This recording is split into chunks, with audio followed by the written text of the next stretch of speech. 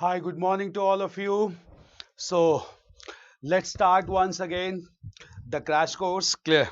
So, yesterday we had discussed about important developments related to history and culture, and today we are going to proceed further. Today we'll be dealing with some more important issues which are very important for upcoming prelims examination, and I can bet you will get questions from topics covered today also in your prelims examination. That is for sure. Clear. Now, first of all, before we start, we have a question from Rashmi. Question is: history of Junagadh inscription, its relation with Chandragupta Maurya, Ashok, and Rudradaman. Clear? So, Rashmi, I'll let you know. Clear? The Junagadh inscription is also known as the Girnar inscription. Clear? This inscription is known as Girnar inscription as well. This inscription is also known as Takht-e-Bahi inscription, and this inscription was inscribed by Shaka ruler Rudradaman. Clear? Rudradaman.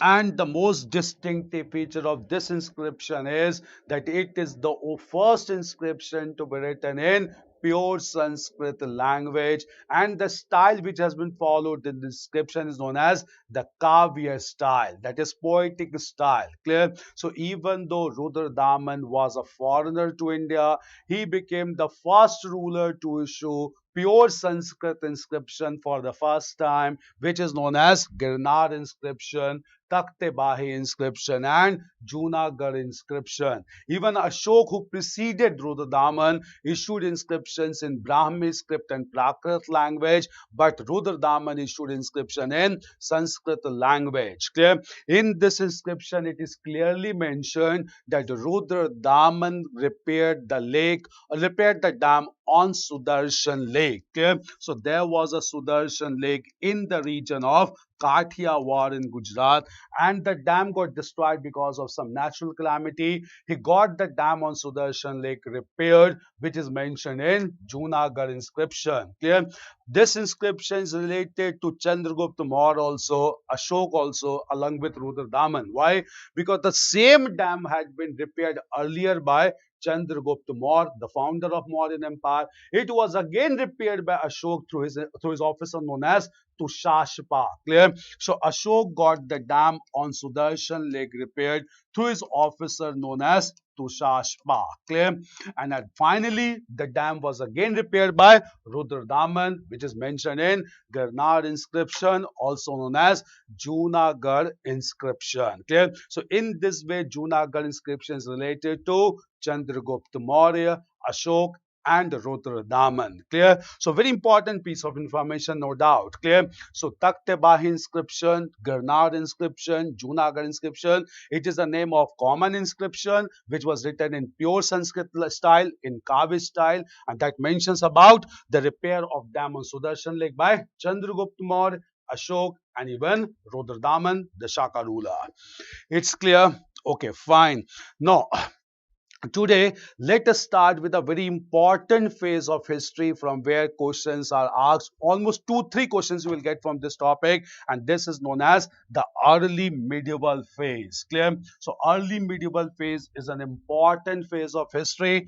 Just understand about this phase. First of all, why do we call this phase as the early medieval phase? This phase starts around 750 AD and continues up to 1200 AD. That is almost for 4.5 centuries. Clear? This phase is known as early medieval phase because it was a transitory phase from ancient to medieval India. Clear? So ancient India started to come to an end by 750 AD, and development in medieval course started to take place, and medieval course or medieval culture got finally established around 1200 AD, and this was a transitory phase for 450 years, which is known as the early medieval phase. Why do we call this? First of all, because by our medieval phase, the Turkish rulers came to India who introduced Islamic culture and principles in this country that ultimately led to a composite culture known as Indo-Islamic culture. Clear? So this mixing or blending of Indian culture and Islamic culture started in early medieval phase that ultimately led to the establishment of composite culture by 13th century, and therefore medieval phase starts. Clear? Therefore this period in flux, volatility. Clear? The early medieval phase is very important, and everything has to be understood from transitory character, even though there were some rulers who provided stability like the Cholas in the extreme southern part of India. We'll come to them also, very important for your examination. Clear? Now first of all, clear, we'll discuss about North India, then we'll go to South India in this phase and what major developments were taking place in North and South India by this time. Clear? Now first of all, we need to understand, clear, after the end of Harsha's kingdom, clear, phase of political chaos prevailed in India for almost 100 years till the middle of 8th century. Clear? Harshvardhan died in 647 AD, and thereafter 100 years of chaos and anarchy prevailed, leading to political stability once again in 750 AD in the northern part of India. Clear?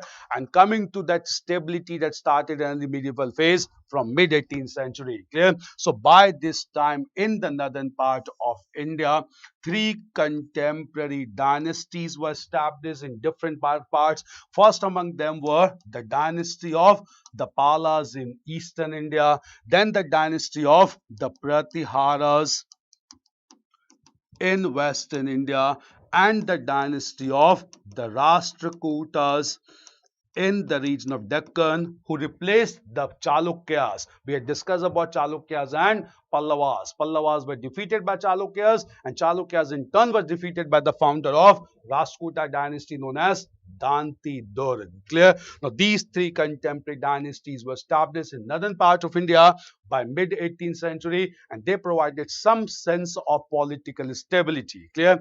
First of all, politically the history of these three dynasties are important because all of them began to fight for the mastery of one important region in North India, that is Kannauj. Because since the head days of Harshvardhan, Kannauj became the center of power in northern part of India. Any power having control over Kannauj was supposed to rule over the entire northern part of India. This struggle in history is known as tripartite struggle. Clear? So this tripartite struggle was the major political feature of early medieval phase among Palas, Pratiharas and Rashtrakutas to gain mastery over the region of Kannauj. Clear? Now among these dynasties, first of all, clear? First of all, we'll discuss about the dynasty of the Pratiharas. Why? Because they are in news. Clear? Some rulers among them are in news in recent times, and that is very important for your prelims examination. Clear? The dynasty of the Pratiharas was founded by Nagbhat first in the by the end of 8th century AD. Clear? This dynasty of Pratiharas in western India, corresponding with Gujarat region, they were known as the was founded by Nagbhat first, and this dynasty was also known as Gurjara Pratiharas because they dominated over the region of Gujarat. Clear? So they were also known as Gurjara Pratiharas, the founder being known as Nagbhat first. Clear? And all the rulers among the Pratiharas, they supported Brahmanical faith. Clear? And most of them were worshippers of Lord Vishnu and his avatars. Clear? The most powerful ruler among the Pratiharas, this ruler was Mihir Bhoj. Clear?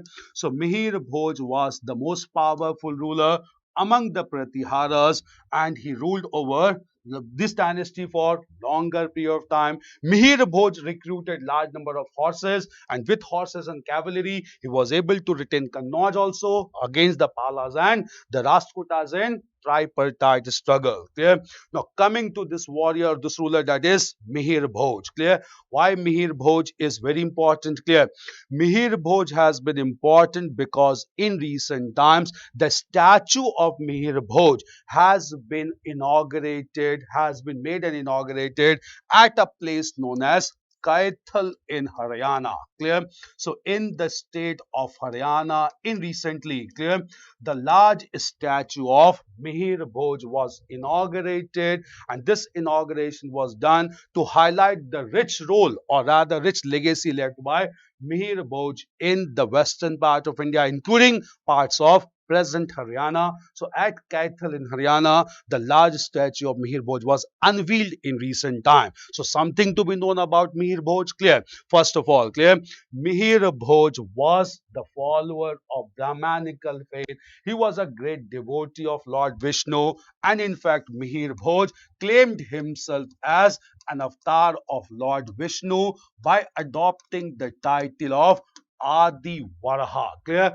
Varaha is one of the avatar of Lord Vishnu, and to proclaim himself as an avatar of Lord Vishnu, Mihir Bhoj accepted the title of Adi Varaha. Clear? Varaha is a mythical beast, beast that rather started, or rather lifted the whole earth or the globe from the ocean and placed it on its right orbit, and therefore was considered to be preserver of the universe. Clear? This person, Mihir Bhoj, is also important because during his reign, an Arabian traveler, Suleiman, came to India, and Suleiman has glorified Mihir Bhoj. In fact, Suleiman writes that he was the most powerful ruler among the Gurjara Pratiharas, and this dynasty was the powerful dynasty in northern part of India. So power of Mihir Bhoj is also attested by Arabian traveler. This Arabian traveler was Suleiman. Moreover, Mihir Bhoj was not only militarily powerful, Mihir Bhoj was even culturally very rich, and he patronized a very important writer in the western part of India. This writer patronized by Mihir Bhoj was known as Rajshekhar. Clear? Rajshekhar was patronized by Mihir Bhoj, who wrote many works. Clear? And Rajshekhar also wrote Karpura Manjari. Clear? But you should know at least the ruler, or rather the poet, that is Rajshekhar, which was patronized by Mihir Bhoj. Clear? So Pratiharas are very important for coming examination. Pratiharas were founded by Nagbhat first, and this dynasty is also known as Gurjara Pratiharas. One of the most powerful rulers was Mihir Bhoj. In recent times, Mihir Bhoj is in news because Mihir Bhoj, a large statue of Mihir Bhoj, has been unveiled at Kaithal in modern state of Haryana. He was a devotee of Lord Vishnu and adopted the title of Adivaraha. His powers are attached by Arabian traveler Suleiman, and he gave patronage to a great writer, Rajshekhar, in his court. All these informations must be there with you. Any question can be asked on Gurjara Pratiharas, especially Mihir Bhoj. Clear? This is one thing to be known. At the same time, coming to the dynasty of the Palas. Clear? The dynasty of the Palas was founded by Gopal in 750 AD in province of Bengal. Clear? But the most powerful among the Palas, powerful ruler among the Palas was Dharmapal, who was the son and successor of Gopal. Clear? Dharmapal ruled almost for 40 years, that is from 770 AD to 810 AD. Clear? This person, that is Dharmapal, is considered to be very important because Dharmapal was able to retain control over Kannauj against Pratiharas and the Rashtrakutas. Clear? Most important thing among the Palas is Palas recruited large number of elephants, and with support of elephants they retained control over Kannauj against Pratiharas and the Rashtrakutas. Clear?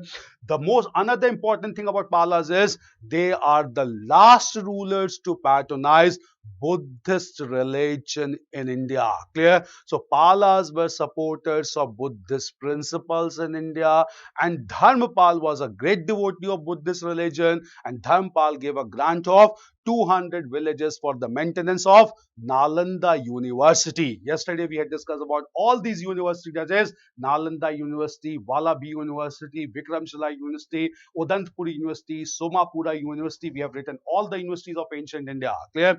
He gave grant of 200 villages for the maintenance of Nalanda University, and also established another institution of Buddhist learning, and this was known as Vikramshila University in Bihar, for promotion of teachings related to Vajrayan sect of Buddhist religion. Vajrayan sect that believes in magical rites and rituals related to the worship of bodhisattvas and his consorts Taras. Clear? So to worship Taras and bodhisattvas and magical rituals to be performed, Vajrayana sect came into being, and this sect was being promoted through Vikramshila University established by Dharmapal. Clear? At this time only, I'll let you know, a Turkish warrior Mahmud Khalji came to India. He attacked India and destroyed the Nalanda Mahavihar, and it was set on fire, and this marked the end of Buddhist University of Nalanda.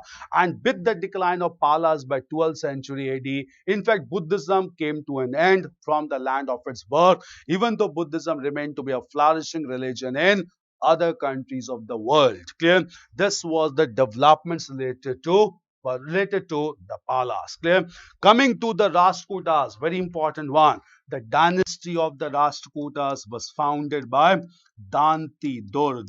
Normally, from this topic, we'll get the rulers and the founders of the dynasties. So always remember the rulers. Clear? Pratiharas founded by Nagbhat, Rashtrakutas by Dante Durg, Palas by Gopal. Clear?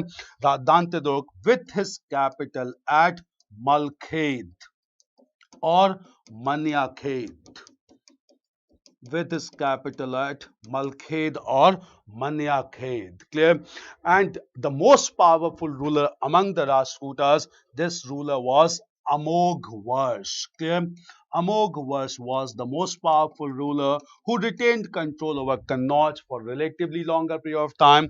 And Amogh was a great literary personality who started a new language in South India, Deccan, known as Kannada language. And in Kannada language, he composed a work. This work is titled as Kavi Rajmarg. Clear? So Kavi Rajmarg is the first book on Kannada poetics, and this book was written by Rashtrakuta ruler Amogh Clear? From here, one Dravidian language began to develop after Tamil. Tamil developed in the Sangam age, and second was Kannada, started by Amogh Clear? And at the same time, this language began to be largely promoted by three jewels of Kannada language. These three jewels of Kannada language were Pampa, Ponna and Ranna.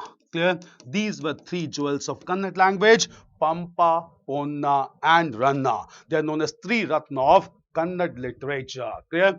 Kannada literature was largely promoted in 12th century by a great saint known as Basav or Basavanna. Clear?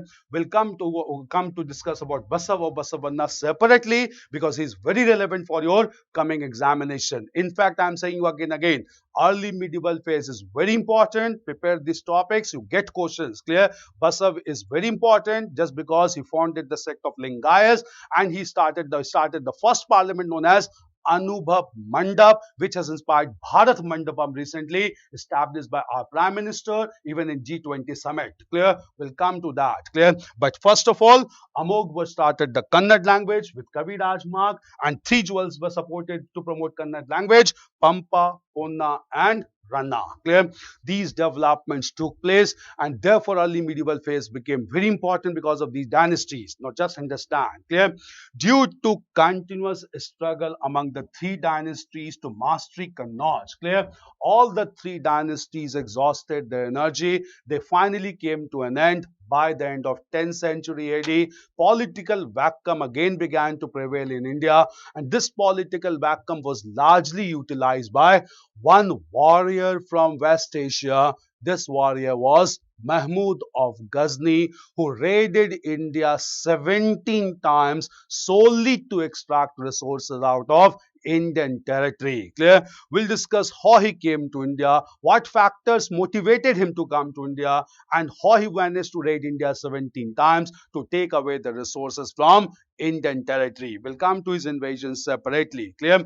But at the same time, these developments took place. Rashtrakutas also contributed towards temple construction. We'll come to those temple construction done by Rashtrakuta rulers. Clear? So this was one major development in the northern part of India: Pratiharas, Palas and the Rashtrakutas. Clear? Meanwhile, here only just understand, when dynasty of Palas came to an end around 11th century AD in province of Bengal, Palas were succeeded by another dynasty known as the dynasty of The Senas. Clear? So this dynasty was replaced by Senas, and the founder of Sena dynasty was Samant Sena. Clear?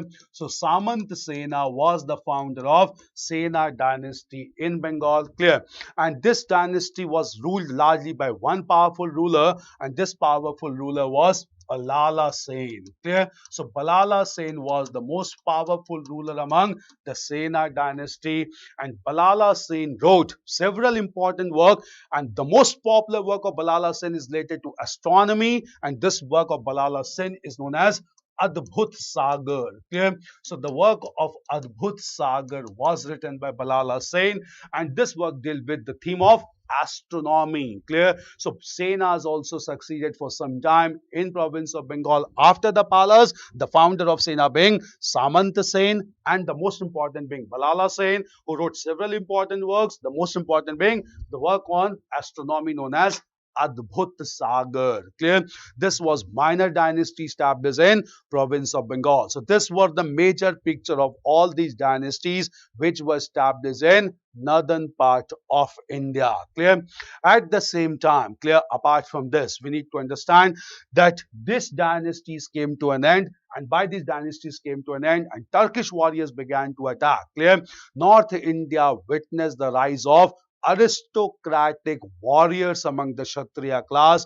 These aristocratic Kshatriya warriors are known as the Rajputs. Clear? We need to discuss briefly about the Rajputs as well, which became a very distinctive development in northern part of India, not to be seen in the southern part of Indian territory. Clear? So apart from this, when they came to an end, new section emerged in Indian society known as the section of the Rajputs. Clear? Now coming to the origin of the Rajputs in the northern part of India. Clear? There are different theories associated with the origin of the Rajputs, but the most acceptable theory is known as the Agni Kul theory. Clear? What do we mean by this Agni Kul theory? According to this theory, there was a priest known as Vasist. Clear? And this person Vasist began to pray to create a class of warriors to defend India from all warriors coming from Central and West Asia.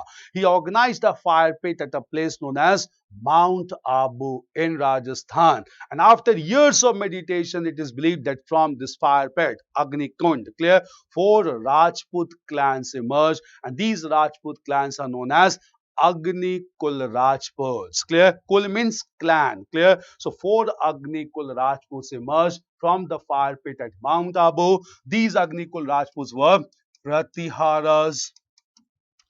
These Agni Kul Rajputs were Pratiharas who began to rule from North Gujarat. Then Parmars, who began to rule from the region of Malwa. Then Chalukyas, who began to rule from South Gujarat. They are also known as Solanki Rajputs. Then we have Chauhans, who began to rule from the region of Ajmer. Clear? So 4 Agni Kul Rajputs emerged: Pratiharas, Parmars, Chalukyas and Chauhans. Apart from these 4 Agni Kul Rajputs, clear, there are other Rajput clans that emerged in northern part of India. These Rajput clans that emerged in northern part of India were Gahadwalas of Kannauj, Tomars of Delhi,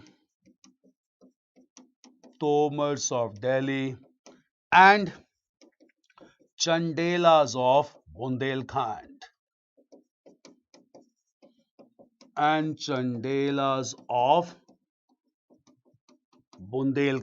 Clear? So 3 other Rajput clans emerged. Altogether, these were the prominent Rajput clans that emerged in different parts of north and central India: Pratiharas, Parmars, Chalukyas, Chauhans, Gahadwalas, Tomars and Chandelas. Chandelas were prolific builder of temples. We'll come to all the temples constructed by the Rajput rulers in northern and central part of India. Clear? So all these developments took place, and all these development resulted into political stability along with political conflict as well.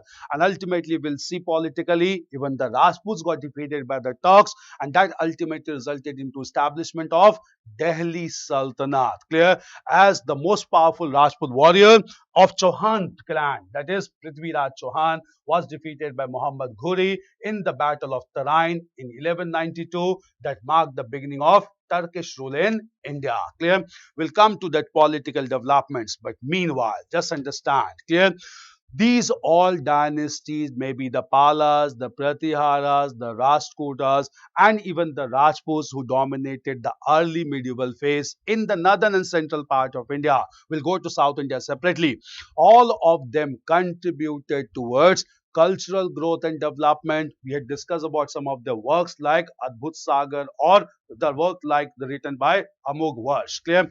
But the most important contribution given by them, this most important contribution was in form of temple architecture in India. Clear? So first of all, we need to discuss about the temple architecture promoted by these rulers in India.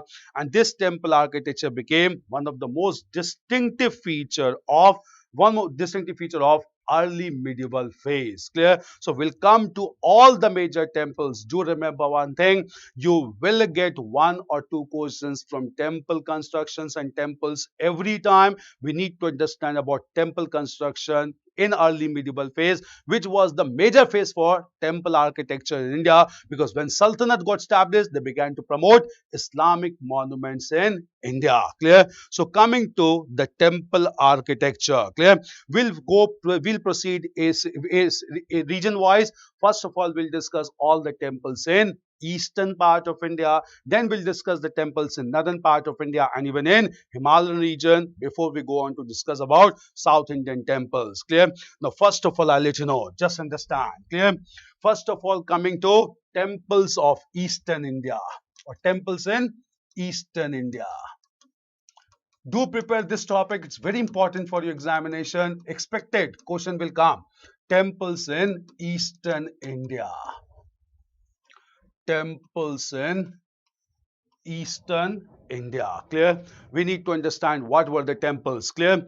All the temples largely that were constructed in eastern India, these temples were constructed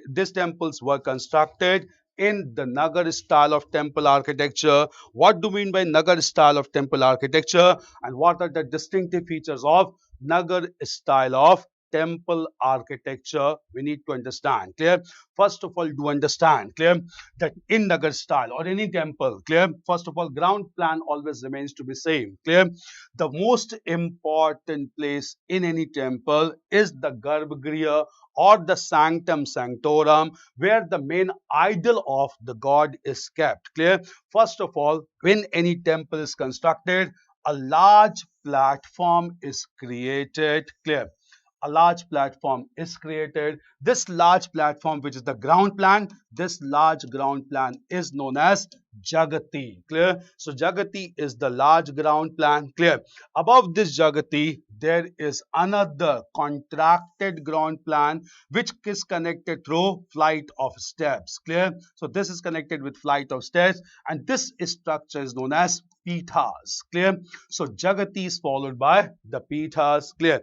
And above the Pithas, there's another smaller or another place or another structure, and this structure is known as Adi Sthan. Clear? So this structure place is known as Adi Sthan. Clear? And this Adi Sthan basically acts as Garbhagriha, also known as Sanctum Sanctorum. Clear? So this acts as Garbhagriha or Sanctum Sanctorum. Clear? So Adi Sthan can be termed as Garbhagriha. In English, we call it to be Sanctum Sanctorum. Sanctum Sanctorum. Clear? This is one important thing. Clear? And at the same time, above this only, the main idol of the god is also created, and at the same time, this whole structure is covered with two curvilinear tower. This curvilinear tower is known as shikhar. Clear? So this whole structure is surmounted by two curvilinear tower, and this curvilinear tower is known as shikhar. This curvilinear tower is known as shikhar, and shikhar at the same time, clear, is mounted, or here at the top of the shikhar there is a structure which is constructed in stone, and this structure is known as stupika or amalaka. Clear? So it is known as amalaka. It is also known as stupika. Stupika, and on top of this there is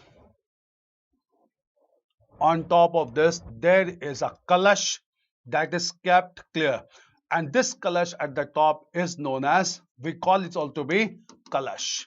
This is the plan of all the temples constructed in northern part of India, Nagar. One is the large platform known as Jagati. Above Jagati, there is a smaller one known as Pithas, connected with flight of stairs. And above Pithas, again flight of stairs, we have another structure known as Adhisthan. Adhisthan is also known as Garbhagriha or Sanctum Sanctorum, where the main idol of the god is kept. And these two are surmounted by two curvilinear tower known as Shikhar. And Shikhar is surmounted on the top by Amalaka and Stupika. And the temple is finally marked by the pot, or rather a kalash, and this technically is also known as kalash. These are the major components of temples under Nagar style of temple architecture. Clear? Now, which were the temples constructed under Nagar style of temple architecture? First of all, start with temples of Eastern India. Do write these terms: Jagati, Pithas, Adhisthan, Shikhar, Amalaka, and then Kalash. Clear? This Adhisthan is Garbhagriha or Sanctum Sanctorum. Now we'll come to the temples constructed in Eastern India, largely in this style known as Nagar style of temple architecture. Clear? So temples in Eastern India.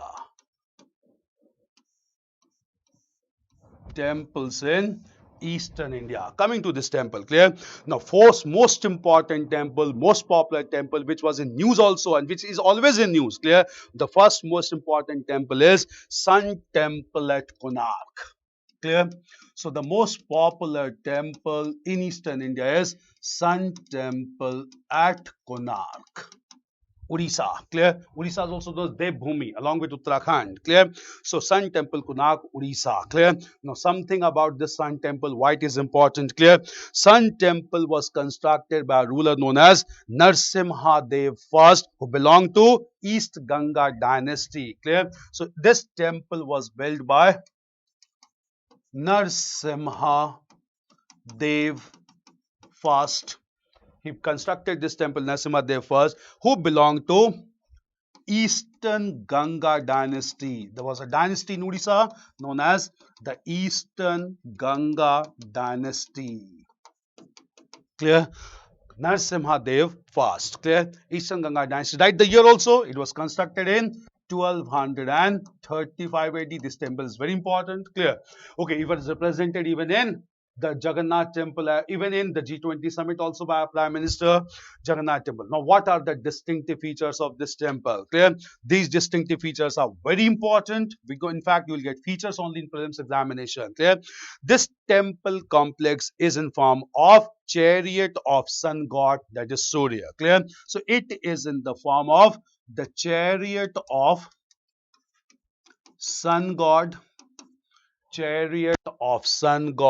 also known as Surya Bhagwan. Clear? Surya Bhagwan, chariot of sun god. Clear? It at the same time, another distinctive feature is it has 12 pairs of stone wheels. Clear? So it has 12 pairs of stone wheels. 12 pairs of stone wheels, clear, which are elaborately carved, and one important thing is these wheels are also marked by erotic designs. Clear? So it's marked by erotic designs, also known as erotic images. These erotic images are locally known as Mithun. Clear? So 12 pairs of stone wheels marked by erotic images. These erotic images are known as mithun. Clear? At the same time, clear, the temple is oriented. Orientation is very important of this temple. The temple is oriented towards the east. Temple is oriented towards the east so that the first ray of the sun can fall on this temple, and that is why it is known as sun temple. Clear? So oriented towards the east. Clear? The wheels of the temple act as sundials. These wheels. Clear? These wheels of the temple act as sundials. Clear? So the wheels of the temple act as sundials which can calculate time to the accuracy of a minute. Clear? So these wheels act as sundials. That is why it is known as sun temple. Sundials that can calculate the time with a perfect accuracy of a minute also. Clear?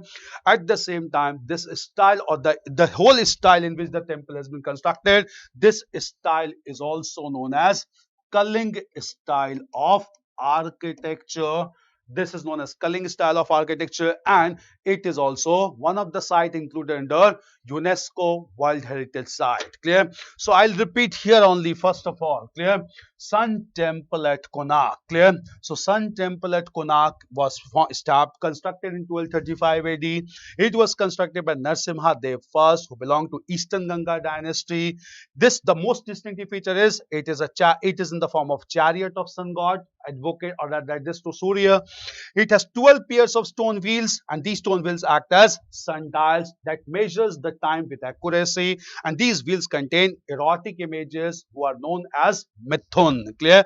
And this temple is oriented towards the eastern direction so that the rays of the sun first fall on this temple, and the whole style of this architecture is known as Kaling style of architecture, and it is one of the site included in UNESCO World Heritage Site. Clear? Sun Temple to be prepared thoroughly. One of the sundial wheel was basically the center of attraction in front of which our Prime Minister Narendra Modi met with several representatives from different countries in G20 summit, and these sundials are very important. 12 pairs of these stone wheels are there. Clear?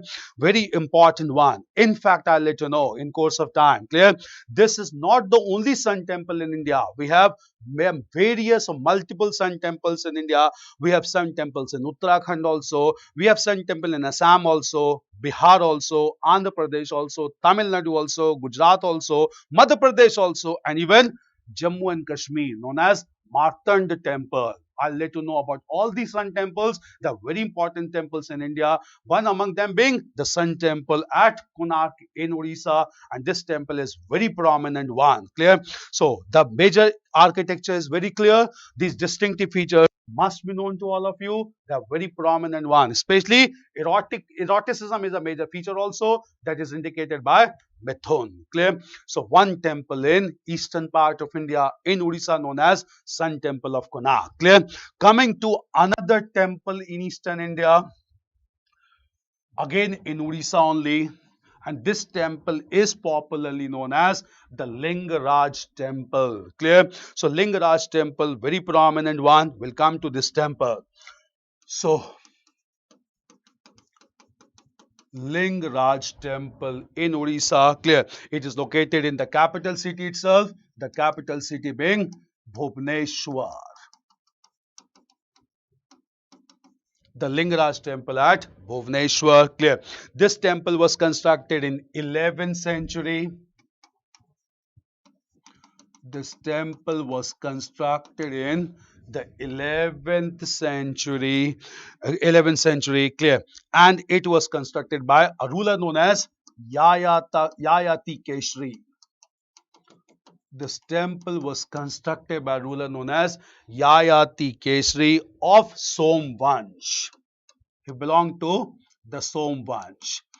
Yayati Kesari of Somvansh. Clear? No, at the same time. Clear? Some parts of this temple were built in 7th century also, but it was finally completed in 11th century. Clear? This temple, now coming to the features of this temple, Lingaraj temple, this temple was constructed to worship Lord Shiv. Clear? This temple was constructed to worship Lord Shiv, and it is the largest temple of Odisha. It is the largest temple of Odisha. Clear? Lingaraj temple, that's the version. Ling worship, Shivling. Clear? That is phallus symbols. That is what it is dedicated to Lord Shiv. In fact, it is known as Lingaraj because of Lord Shiv. Largest temple of Odisha.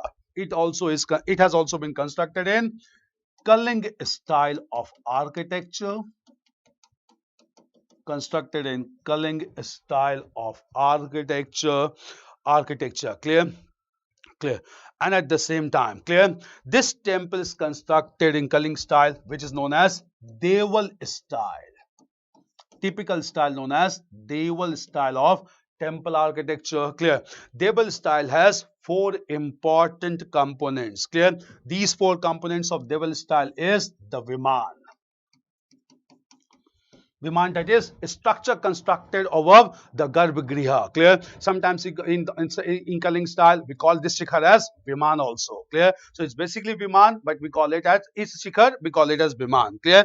Then we have a large assembly hall. This large assembly hall, which is typical of Kaling style, is known as Jagmohan. Clear? So Jagmohan is a large assembly hall, which is a distinctive feature of Kaling style, and this large assembly hall is known as Jagmohan. Clear? Then at the same time, third component is Mahamandir, the main mandir. Third component is the Mahamandir or the main mandir, and then followed by Bhog Mandap, that is hall of offering. Clear? The fourth component is Bhog Mandap, where offerings are given to God. Clear? So these are four important features of the Deul style or Kaling style. That is a large Viman on Garbhagriha. Then we have large assembly hall, that is Jagmohan. Then the main hall, that is Mahamandir, and the Bhog Mandap, where offerings are given to the God. Clear? These are very important development that took place in the eastern part of India. We need to understand. Clear? So this was Lingaraj temple at Bhubaneswar. Coming to another very important temple in Odisha also only, and this temple is known as the Jagannath temple. Clear? Coming to another temple, it's known as the Jagannath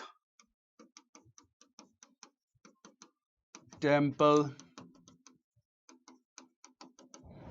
The Jagannath temple. Clear? This temple was constructed in the 12th century. Right, the period also constructed in the 12th century AD, and it was constructed by Anant Varma. This temple was constructed by Anant Varma, who also belonged to Eastern Ganga dynasty, who constructed the Sun temple, who also belonged to Eastern Ganga dynasty. Anant Varma, who also belonged to the Eastern Ganga dynasty. Eastern Ganga dynasty. Clear? Now, coming to this major features of this temple, the Jagannath temple. Clear? Jagannath temple is located on the eastern coast of Puri. Clear? So it is located exactly at Puri in Odisha. Clear? And it is devoted to Lord Vishnu. Lord Jagannath is basically the avatar of Lord Vishnu.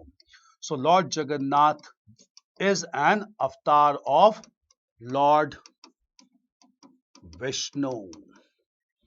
Avatar of Lord Vishnu.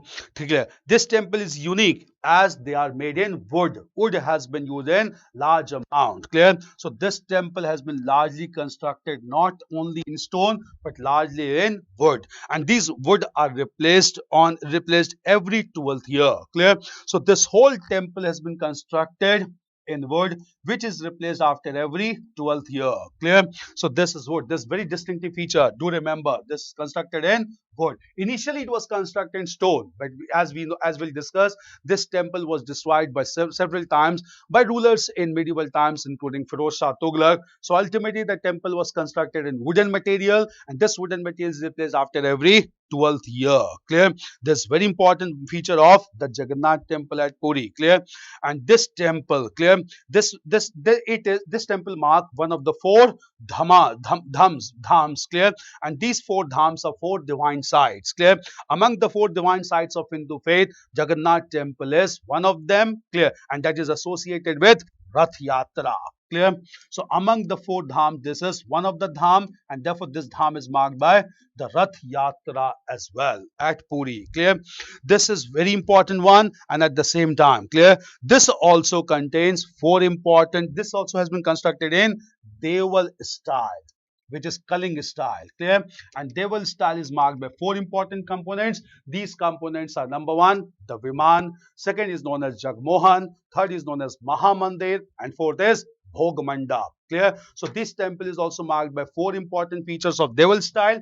These 4 features of Deval style are: so first of all, the Viman, then we have the Mahamandir, then Bhog Deval, and Jagmohan, the large assembly hall. This is Jagannath temple at Puri.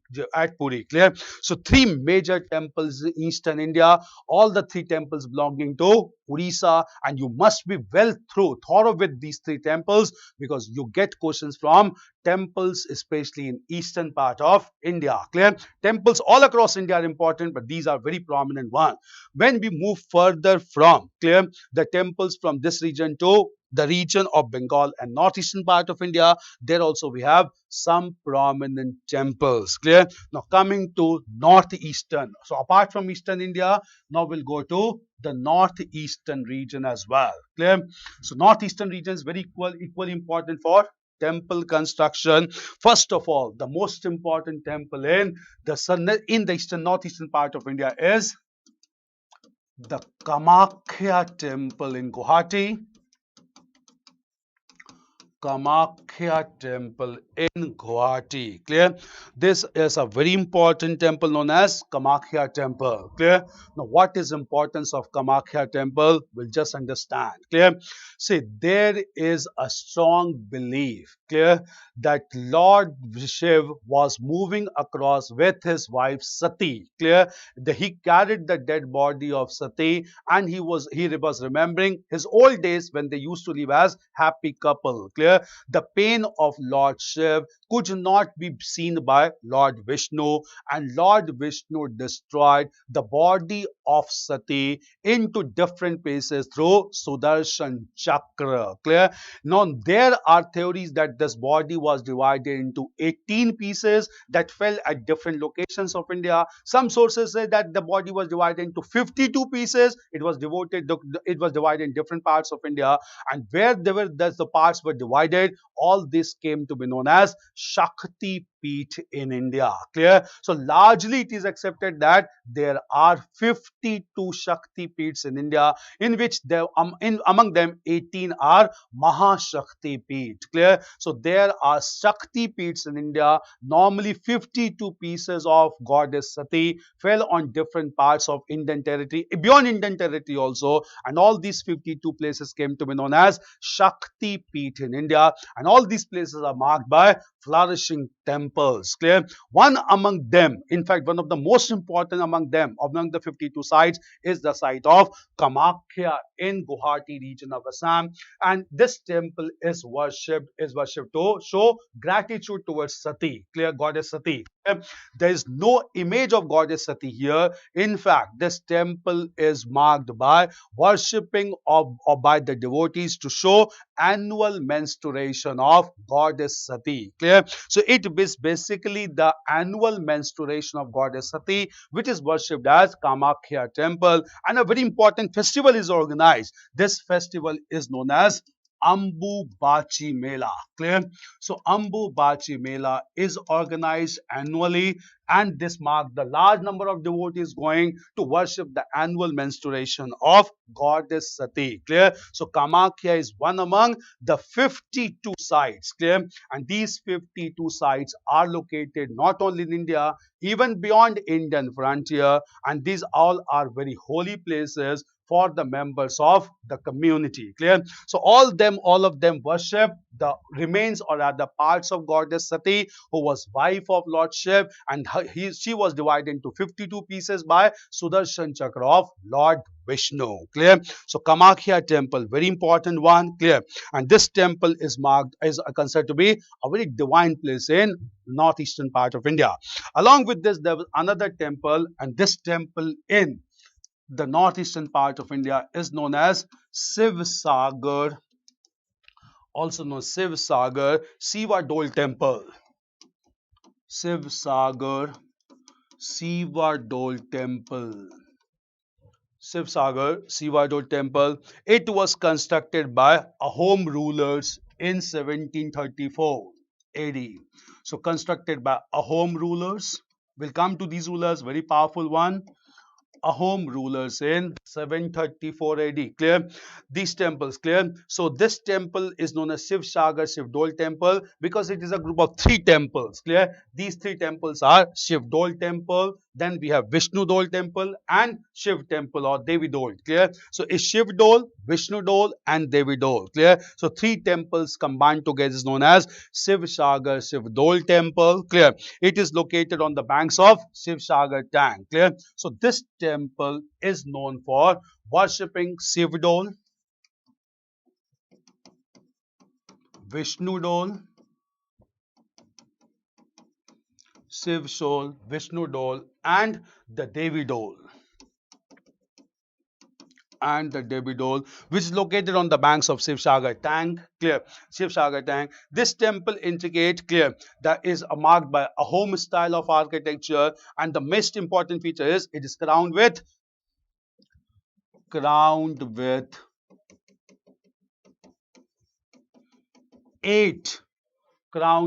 8 high golden domes. Crowned with 8 high golden domes. This is the most distinctive feature of Shiv Sagar temple. Clear? So high golden domes. Clear?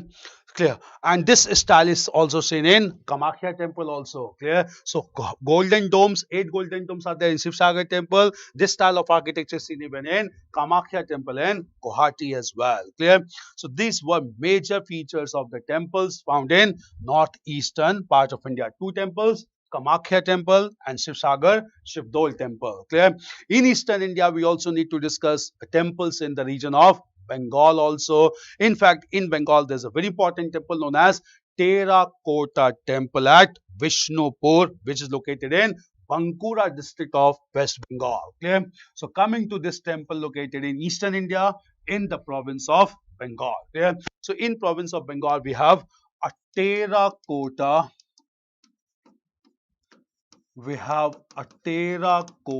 temple of Bishnupur. It is located in Bankura district of West Bengal. It is located in Bankura district of West Bengal. Clear? It was constructed by Malla kings. Constructed in Malla kings during 17th and 18th centuries. Clear? 17th and 18th centuries. Clear? Now this temple, clear? Okay. Now this temple is marked by long pyramid shikhar. Clear? So this temple is marked by a long pyramid shikhar. A long pyramid shikhar. Clear? At the same time, clear? This temple, clear? This temple is also known as the temple of Panchratna temple. Clear? This Panchratna temple is devoted to Lord Krishna. Clear? Panchratna temple devoted to Lord Krishna. Panchratna temple devoted to Lord Krishna. Clear? So this is terracotta temples at Vishnupur. Clear? This very important temple that is located in eastern part of India. Clear? So very important one that took place in eastern part of India. Clear? Now at the same time, clear?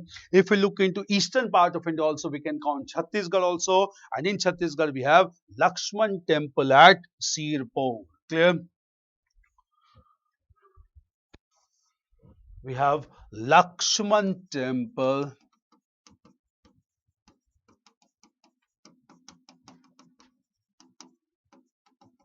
at Sirpur in Chhattisgarh. Lakshman temple at Sirpur at in Chhattisgarh. Clear? Chhattisgarh. It was built in way back in 7th century AD. 7th century AD. Clear? It is devoted to Lord Vishnu. Lakshman, clear? Devoted to Lord Vishnu. Clear? Devoted to Lord Vishnu. Lord Vishnu. And it is a brick temple. It is a brick temple. Clear? By the end of Guptas also bricks continue to be used as for construction of temples. Clear? And this temple is marked by unique symmetry. Distinctive feature is this temple is marked by unique symmetry. Clear? So unique symmetry is the distinct feature. Clear? At the distinct feature, and this site is also marked by Buddhist viharas. So some Buddhist viharas also located within or around the premises of Sirpur temple or Lakshman temple at Chhattisgarh. Clear? So very important temples which were constructed in eastern part of India. Beware about these temples. You get these temples. These are very prominent one. Clear? Now coming to the temples in central part of India. Coming to the temples in central India.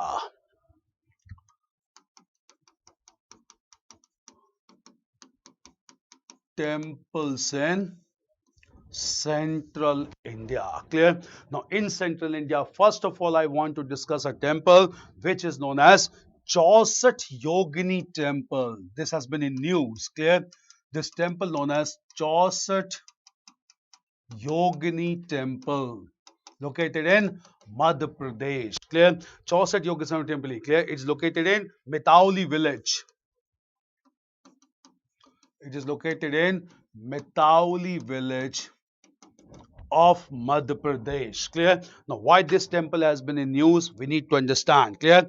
This temple has 64 chambers. This temple has 64 chambers along with one chamber, central chamber, along with one central chamber devoted to Lord Shiv. Clear? One central chamber devoted to Lord Shiv. And all these 64 chambers are in circular orientation. Clear?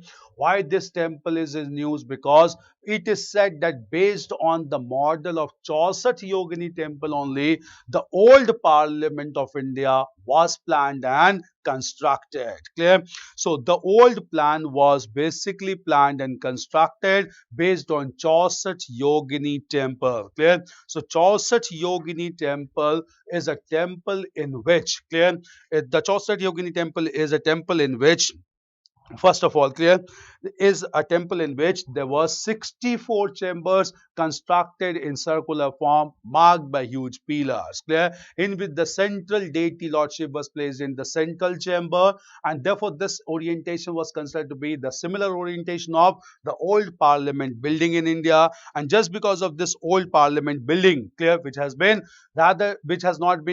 destroyed and new parliament building has been constructed. Clear? In this parliament building, we need to understand, clear, we need to understand that the new parliament is based on a new model. We'll come to that. Clear? The old parliament was constructed by Herbert Baker and Edward Lutyens. Clear? You should also know this. The old parliament was constructed by or planned by Edward Lutyens and Herbert Baker, British architect, and Herbert Baker. So Edward Lutyens and Herbert Baker.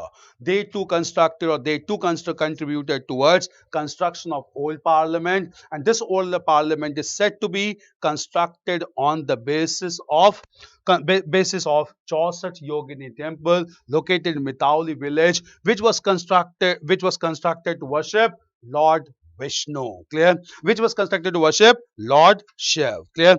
This temple, or this consideration needs to be known with respect to temples. Clear? With respect to temples in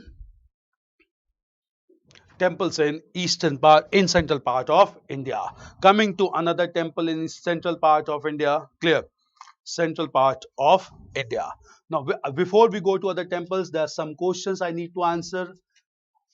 Questions are: Sir, please clarify if Rajshekhar was court of Mihir Bhoj or Mahendrapal. Clear? Rajshekhar was in the court of Mihir Bhoj originally, then in the court of Mahendrapal as well. But Mihir Bhoj, Rajshekhar, is a court poet of Mihir Bhoj. Clear? Mihir Bhoj gave patronage to Rajshekhar, and Rajshekhar composed several works like Karpura Manjari also. Clear? Now, another question is: Sir, is Sun Temple of Konark is considered in Kusi style? Yeah, star-shaped style is a Kusi style, crucified style, which was used in the construction of Sun Temple. Gurjara Pratyahara founded by Harichand or Nagbhat. The founder was Nagbhat. Clear? Nagbhat. Clear? Then the style of Sun Temple of Modhera is same to the Kalighat architecture. To some extent, it is similar to Kalighat architecture, but again, I'll let you know why. All Sun Temple has one common thing. One common thing is that constructed according to orientation of the sun rays, so that the rays of the sun fell into this temple, and therefore it is known as the Sun Temple. So one common feature of all the Sun Temples is the Sun Temples constructed according to the alignment of sun rays, so that the rays of the sun in the early morning falls on the temple and the temple gets illuminated. That is why such temples are known as Sun Temple. Clear? It's clear. Now, Gurjara Pratyahara founded Harichandra Nagbhat. Gurjara Pratyahara was founded by Nagbhat first. Clear? Terapathi is a part of Shwetambar or Digambar. Terapanthi sect is a part of Shwetambar sect. Clear? Okay, next, please use map. See, if you look at use map, image and map, it will take more time. Clear? But being a crash course, we have to cut short on time also. I want to give as much coverage as possible. If I start showing you map, it will consume time. Clear? What is Rekha Deval, Pitha Deval and Khakra Deval? Clear? Rekha Deval is basically the three art styles which is followed in Kaling style of architecture. In Rekha Deval, there is basically a kind of shikhar which is constructed in curvilinear tower. Pitha Deval is pyramidal in nature, and Khakra Deval is the shikhar is not used, rather other structures are constructed. They are known as Rekha Deval, Pitha Deval and Khakra Deval. So Rekha Deval means having shikhar like a structure on top. Clear? Pitha Deval means pyramidal structure on top. Khakra Deval means that having large orientation opening, and therefore the structure has large opening around the base. Clear? This is not the case with Rekha Deval and Pitha Deval. Clear? So please discuss yesterday's. I'll be discussing yesterday's test questions. Don't worry. Clear? At the end of the session, I'll be taking the test that was given to you yesterday. Don't worry. Clear? So coming to temples of Chauset Yogini temple, very prominent one. Clear? Now after the temples of central India, after temple. Clear? Now coming to another temple of central India. Clear? There's a temple known as Dashavtar temple. We had discussed about Dashavtar temple earlier also, which was constructed by Gupta rulers devoted to Lord Vishnu. Clear? Then we had Nashna Kutara temple. We had discussed yesterday. Nashna Kutara temple located in Panna district of Madhya Pradesh, and that was again belonging to the Gupta period. And the most distinctive feature was Chaturmukh Ling temple. Clear? Why is Chaturmukh temple? Because Shivling has 4 faces, and the Parvati temple. Clear? So Nashna Kutara temple is marked by Chaturmukh Ling temple. Why Chaturmukh? That on the rather the Shivling has 4 faces. Clear? And since they have 4 faces, this temple, Nashna Kutara temple, is known as Chaturmukh Ling temple. Clear? So Nashna Kutara, very prominent temple from Gupta period only. Nashna Kutara temple located in the district of Panna in Madhya Pradesh, which is known as Chaturmukh Ling temple. The most distinctive feature, Chaturmukh Ling temple, because Shivling has four facial projections. Clear? And there's another temple all known as Parvati temple beside this, and the whole complex known as Nashna Kutara temple. Clear? Now, at the same time, clear? Now we'll come to the temples in western part of India, and we'll discuss about some major temples in western India as well. Clear? Khajuraho temple we had discussed. One temple is Kandariya Mahadev temple, which indicate Vesar style to its perfection. The temples in western India. Temples in western India. Clear?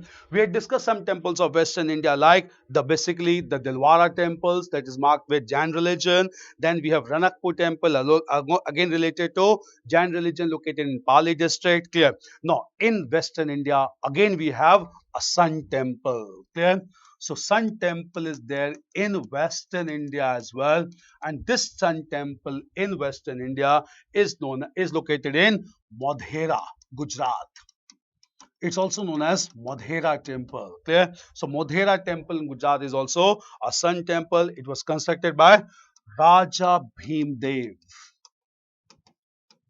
Constructed by Raja Bhimdev. Clear? And it was constructed in 1026 AD, early medieval phase. Raja Bhimdev. Clear? It is obviously dedicated to sun god. Clear? And it has got a large rectangular stepped tank. Clear? So one distinctive feature is it has large rectangular stepped tank. Large rectangular stepped tank is there. This is also known popularly as Surya Kund. Large rectangular stepped tank known as Surya Kund. Clear? Surya Kund. Clear? And apart from Surya Kund, there is Sabha Mandap, which is another feature. Sabha Mandap is there, where community worship can be held. There's a Sabha Mandap, and there's known as Guda Mandap. Guda Mandap. Clear? So large rectangular step tank known as Surikund, then Sabha Mandap and Guda Mandap. Sun temple at Modhera in Gujarat, constructed by Raja Bhimdev in 1026 temple, along with Dilwara temple. Then we have Ranakpur temple. Now in western India, one very prominent temple is the temple known as Kailash temple at Ellora, devoted to worship of Lord Shiv, and this was constructed by Rashtrakuta ruler Krishna first. Clear? So Kailash temple, it was constructed by Krishna first in the 8th century AD. In the 8th century AD, and the most distinctive feature is it is the largest rock cut temple of India. It is the largest rock cut temple of India. It is also known as cave numbering 16 of Ellora. Cave numbering 16 of Ellora. Clear? So this is known as Kailash temple. Clear? It is also included in the list of UNESCO World Heritage Site. Very prominent temple located in western part of India. Clear? So these temples, very prominent one. Clear? So temples in eastern part of India, central part of India, western part of India. Do prepare all these temples properly, because you get questions on these temples and features. Clear? Before we go to South India, first of all, we'll discuss about the political conditions of South India, which was more important in the field of temple construction. Clear? But here, first of all, I'll let you know, we need to have the list of all the sun temples in different parts of India, because questions may be asked on sun temples separately. So we'll look into all the sun temples of India. Clear? So coming to the sun temples. Clear? So all prominent sun temples in India. Sun temples in India. So one is Konark, that you all know. Clear? So first sun temple is obviously the Konark Sun temple. in Odisha, Konark Sun Temple in Odisha. Second, we had already discussed Modhera Sun Temple in Gujarat. Modhera Sun Temple in Gujarat. Then we have Martand Sun Temple. Martand Sun Temple in Jammu and Kashmir. So Konark Sun Temple is in Odisha. Then Modhera Sun Temple is in Gujarat. Then Martand Sun Temple is in Jammu and Kashmir. Jammu and Kashmir. Then we have Brahmanya Dev Temple. Brahmanya Dev Sun Temple. Brahmanya Dev Sun Temple in Madhya Pradesh. Brahmanya Dev Sun Temple, Madhya Pradesh. Then Modhera Sun Temple we had done. Then we have Surya Mar Kovli Temple.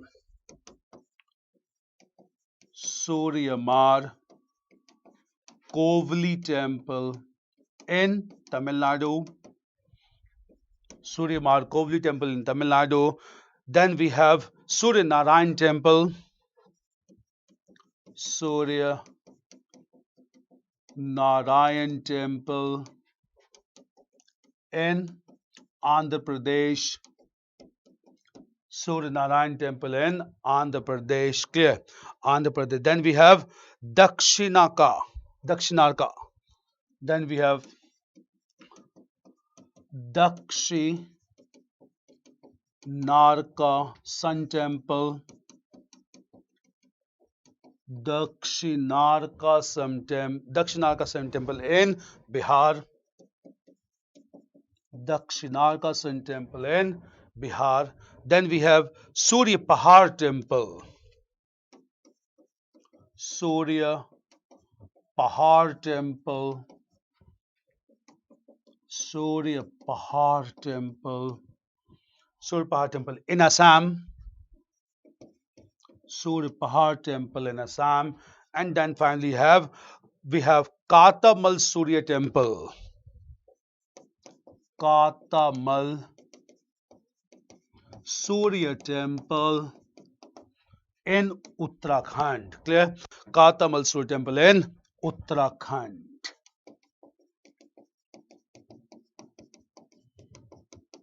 Katamal Surya Temple in Uttarakhand. Clear? So 9 Surya temples in India. Clear? Very important one. Clear? Okay. So Konark Sun Temple Odisha, Modhera Sun Temple Gujarat, Martand Sun Temple JNK, Brahmanya Dev Sun Temple Madhya Pradesh, Surya Mar Kovli Temple Tamil Nadu, Surya Narayan Temple Andhra Pradesh, Dakshinarka Sun Temple Bihar, Surya Pahar Temple Assam, and Katamal Surya Temple Uttarakhand. Clear? These all are sun temples of India, very prominent one. Clear? So these were basically the sun temples. Clear? Now all these developments are important. Temples are very important. We need to understand about temples thoroughly. Clear? We'll come to temples of South India, but before that we'll discuss about the major rulers and dynasties in southern part of India. Clear? Now first of all I'll let you know. Clear? As far as South India is concerned, we need to understand one thing. Clear? South India has always been known for rich cultural traditions, and in South India during early medieval phase, very important development took place, and that development was related to establishment of a large centralized empire known as the Chola Empire. Clear? Very important one. Our Prime Minister always takes name of Chola Empire in most of the occasions, especially in Man Ki Baat also. So do understand about Cholas thoroughly. You can get any question. Even the statue of Nataraj was basically the center of attraction in Bharat Mandapam, which organized the G20 summit. So all these coming from the Cholas, and these were very prominent ones. First of all, briefly we'll discuss about the political history, and then we'll go on to discuss about cultural growth and development under the Cholas. Clear? So coming to the Cholas, very prominent one. Clear? In the early medieval phase. The Chola Empire, early medieval phase. Do understand first. Clear? See, yesterday we had discussed that three contemporary dynasties were there in the extreme southern part of India during ancient times. These were the Cholas, the Cheras, and the Pandyas, who all of them contributed to a Sangam literature as well. Clear? This marked the beginning of Tamil literature as the first Dravidian language in southern part of India. Clear? These dynasties continued to flourish till 9th century. However, their prosperity got affected by 4th century AD with decline of Roman Empire in the Western world. Clear? Because the entire prosperity of Cheras, Cholas, and Pandyas were dependent on flourishing trade with the Romans of the Western world. Clear? And thereafter, from here only, the Cholas, the Cheras, the Pandyas, they continued but without much activity. Clear? By 9th century AD, imperial cholas or mainline cholas were established, and these imperial cholas or mainline cholas, they began to rule large areas, and they defeated both the cheras and the pandyas. The imperial cholas was founded by a person named as Vijayalaya. Clear? So Vijayalaya was a person who founded the imperial cholas, the mainline cholas in 9th century AD. Clear? And cholas from the very beginning emphasized on establishing large naval force. Clear? And with this naval force, Cholas expanded in all major areas beyond even in Indian Ocean as well. Clear? So obviously we need to understand this very important development under the Cholas. Clear?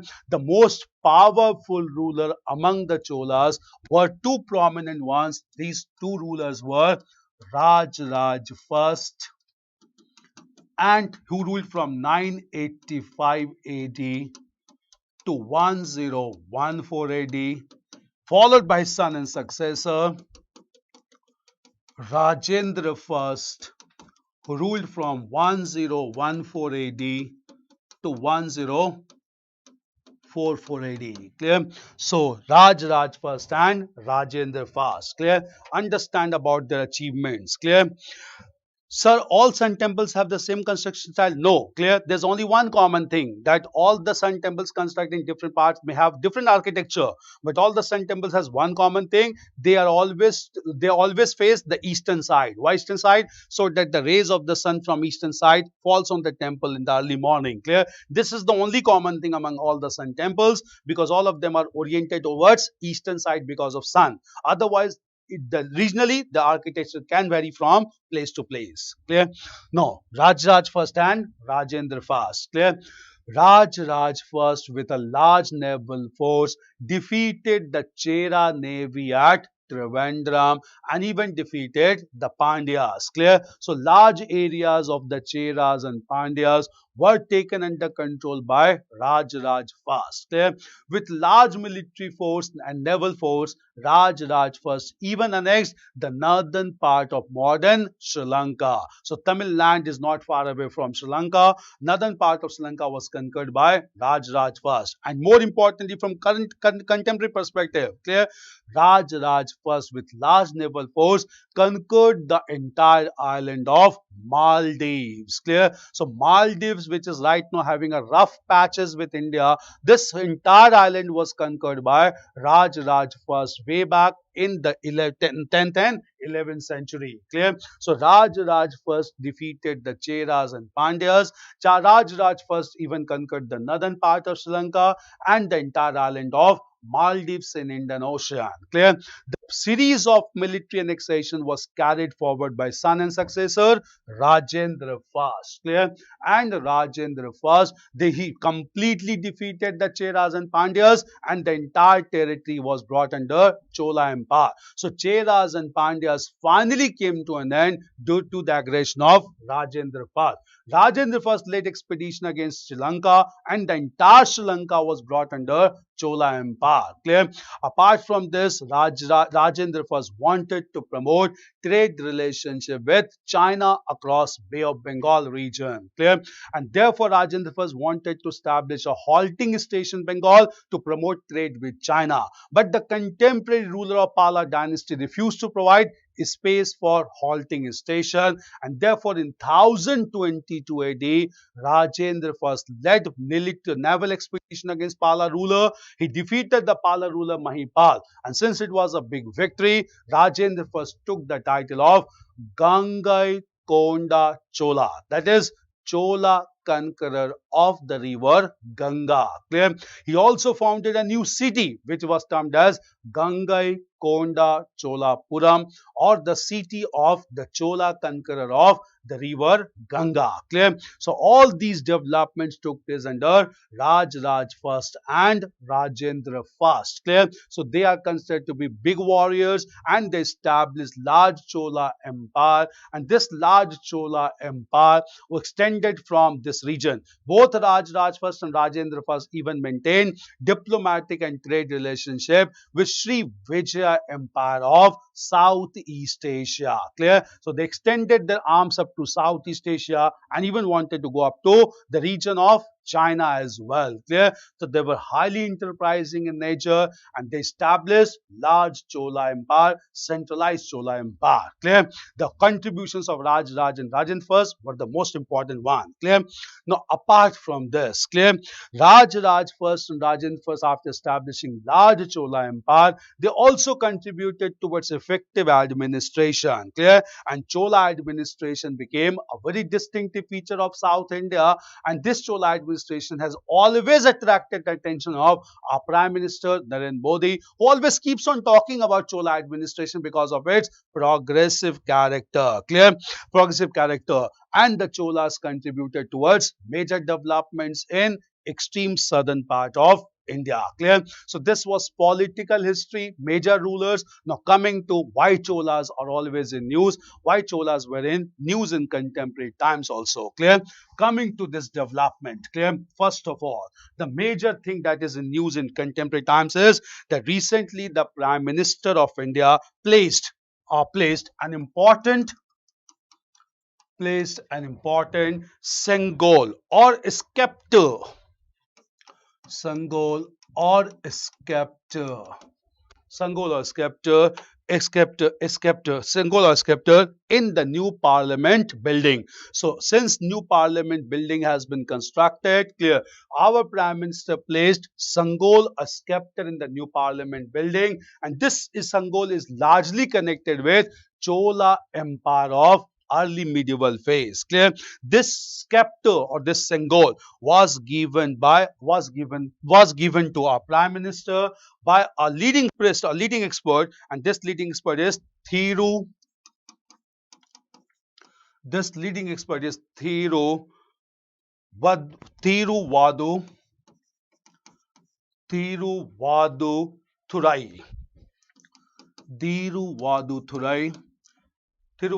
Adhinam. Thiruvadurai Adhinam, which is basically a monastery.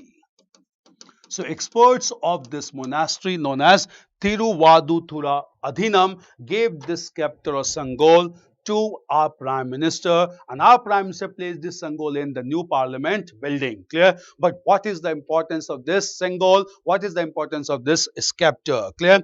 Do need to understand about historical background. Clear? Way back on August 14, 1947, when real transfer of power was done by British to India. Clear? First of all, this Sangol was given to India's first Prime Minister, Pandit Jawaharlal Nehru. Clear? And it indicates basically transfer of power. Clear? Because since Chola Empire only, whenever a new emperor took the charge in Chola Empire, he was basically given this Sangol or scepter that indicate transfer of power. Clear? So to ensure that transfer of power has taken place from the British to Indian leaders, this Sangol was given to Indian Prime Minister Jawaharlal Nehru on 14th of August 1947 to indicate the transfer of power. Clear? At the same time, clear? Then also this came from Thiruvananthapuram Monastery to Jawaharlal Nehru. Clear?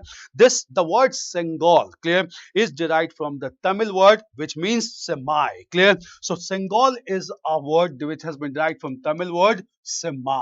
Clear? And this word semi basically means righteousness. Clear? This basically means righteousness. That is to ensure fair and just rule, fair and just administration. Clear? So righteousness, that is justice to be ensured. Clear? And this symbol is right. This symbol is marked by, this symbol is engraved with Nandi sitting on the top. Clear? That is bull sitting on the top. Clear? So this symbol is marked by a large rod. Clear? On which there is a Nandi sitting on the top. Nandi, that is the bull sitting on the top. Clear? In Chola Empire, Sengal was considered to be a symbol of path. Clear? Path of duty, service, and service to the nation. So that is why, since indicate righteousness or duty and service to the nation, this scepter with Nandi on top was given first of all to Jawaharlal Nehru by Adhinam monastery. Clear? At the same time, clear? The historians also believe that handing over of scepter denote the transfer of power which has been practiced by the Cholas since 2000 years. Clear? And therefore it became a very important distinctive feature. Clear? But at the same time, clear, this was given, or this was as of now, after 75 years almost, was placed in new parliament building by our prime minister, that is Narendra Modi at this time. Clear? This Adhinam or this monastery is also very important. This monastery was established in 16th century, that has produced large number of outstanding Tamil and Saivite philosophers. Clear? So large number of Tamil philosophers, Saivite philosophers who believe in Lord Shiv, they came from this Adhinam monastery, and this is located on southern banks of river Kaveri. This monastery is located on the southern banks of river Kaveri, which has produced large number of Tamil and Saivite saints. Clear? This became a very important development, and that was recently in news. That is Sengol or scepter, that is a kind of rod on which Nandi is sitting on the top, that indicate transfer of power. Clear? This is one thing. Now, since this has been acknowledged by our prime minister has also acknowledged several distinctive features of Chola administration. Clear? In fact, clear, our prime minister has always mentioned about one inscription belonging to Chola administration known as Uttara Merur inscription. In his Man Ki Baat, he has mentioned several times about Uttara Merur inscription. Clear? Why this inscription is very important? Uttara Merur inscription. This inscription was inscribed by Chola ruler Parantaka first. Chola ruler Parantaka first, that mentions about local self-government or local administration. Even though Cholas established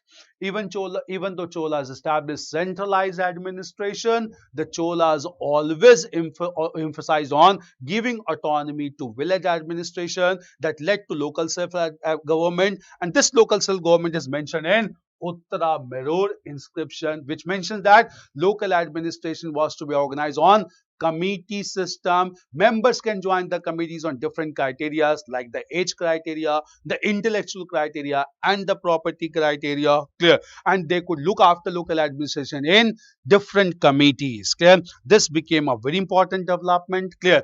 And local self-government became the first example of democratic decentralization in India. Clear? So there are many institutions and practices mentioned by our PM that indicate democratic decentralization in India, and that always very important, because he keeps on using about these, or rather referring to these inscriptions or practices. Clear? We'll come to those institutions and practices that indicate democratic values in India, which is always highlighted by our prime minister. One among them is Uttara Merur inscription of Parantaka first, that mentions about local self-government under the Cholas. Clear? Now here only we'll discuss that what are the roots of democratic values in India, which is referred to our Prime Minister in Mann Ki Baat several times. Clear? And that can be asked because that is related to our history and culture. One among them is Uttara Meru inscription. Clear? So coming to another important thing related to this, which is very important from contemporary perspective. Clear? What are basically democratic institutions, and practices, democratic institutions and practices, of the past, democratic institutions and practices of the past referred to our Prime Minister in different episodes of Mann Ki Baat. Clear? So we have combined together that have this thing with you together at one place. Clear? One obviously is, the first one is Uttara Merur inscription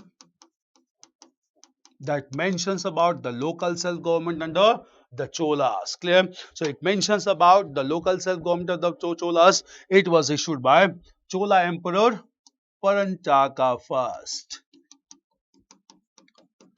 Chola Emperor Parantaka first. Clear? So Uttara Merur inscription. Clear? It mentions about the age qualification to join the committees. Clear? That the age qualification should be, person should not be less than 35 years of age but not more than 70 years of age. Person must own 1.5 acres of land and person must be well versed with both Tamil and Sanskrit. Clear? So all these are classification done basically to show democratic decentralization which was done at village level under centralized empire known as the Cholas. Clear?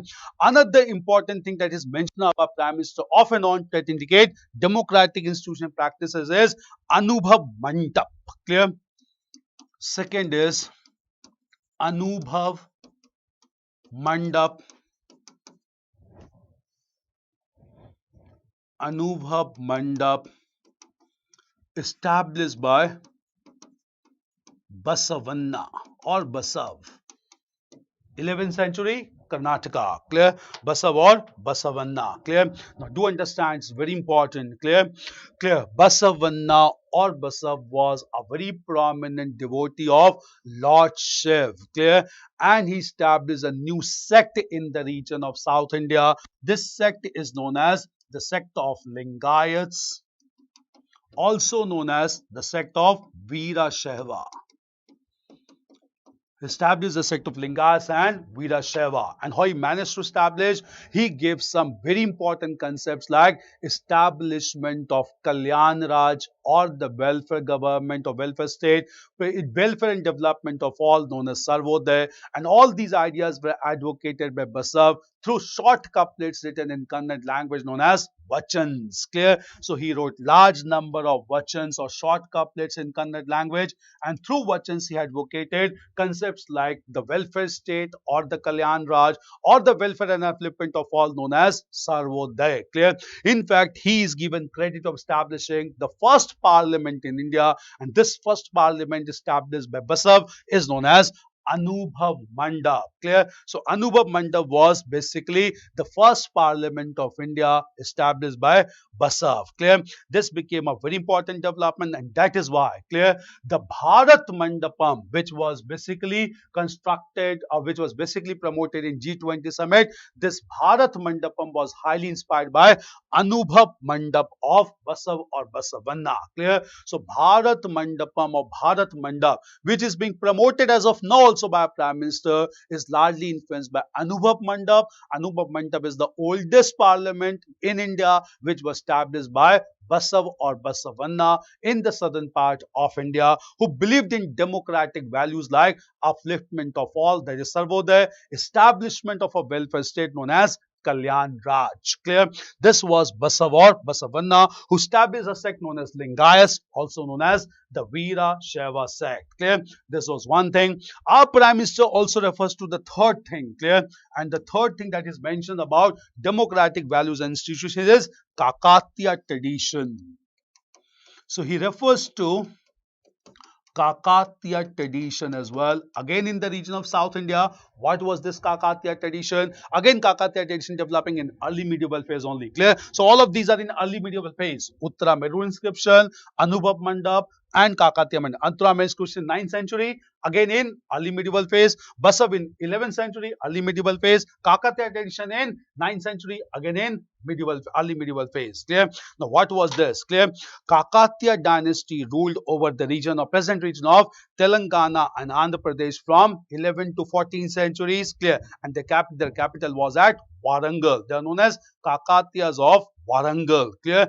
And they were also the one to promote local self-government like the Cholas. Clear? So local self-government was promoted in which elected committees were formed in villages to look after different requirements. So Kakatiyas also established a tradition of establishing elected committees, and these elected committees used to take major decisions of local self-government. That also became a rich tradition which was very similar to the tradition of local self-government under the Cholas. Clear?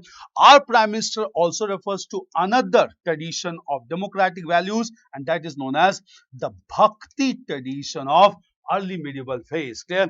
Because Bhakti tradition always believed in complete devotion to the established system. It emphasized on right to equality, secularism, equality of opportunity, and promotion of welfare of the people. Clear? So Bhakti tradition emphasized on right to equality because it never discriminated the people. It emphasized on secular credential. It is emphasized on equality of opportunity and promotion of welfare of all people. That is Sarvodaya. So democratic values and practices were emphasized by Bhakti tradition as well. Clear?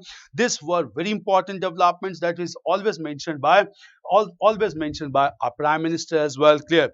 At the same time, he also mentions about basically about Dharma Shastra also. He mentions about Dharma Shastra, because Dharma Shastra mentions about duties of every person. Clear? So Dharma Shastra mentions about not only the duties of the people, duties of the king also, duties of the officers also. So he emphasizes, always mentions about Dharma Shastra because Dharma Shastra mentions about the duties to be performed by every individual and sections of society for the welfare. Clear? He also mentions about Artha Shastra of Kautilya. He also mentions about Arthashastra of Kautilya,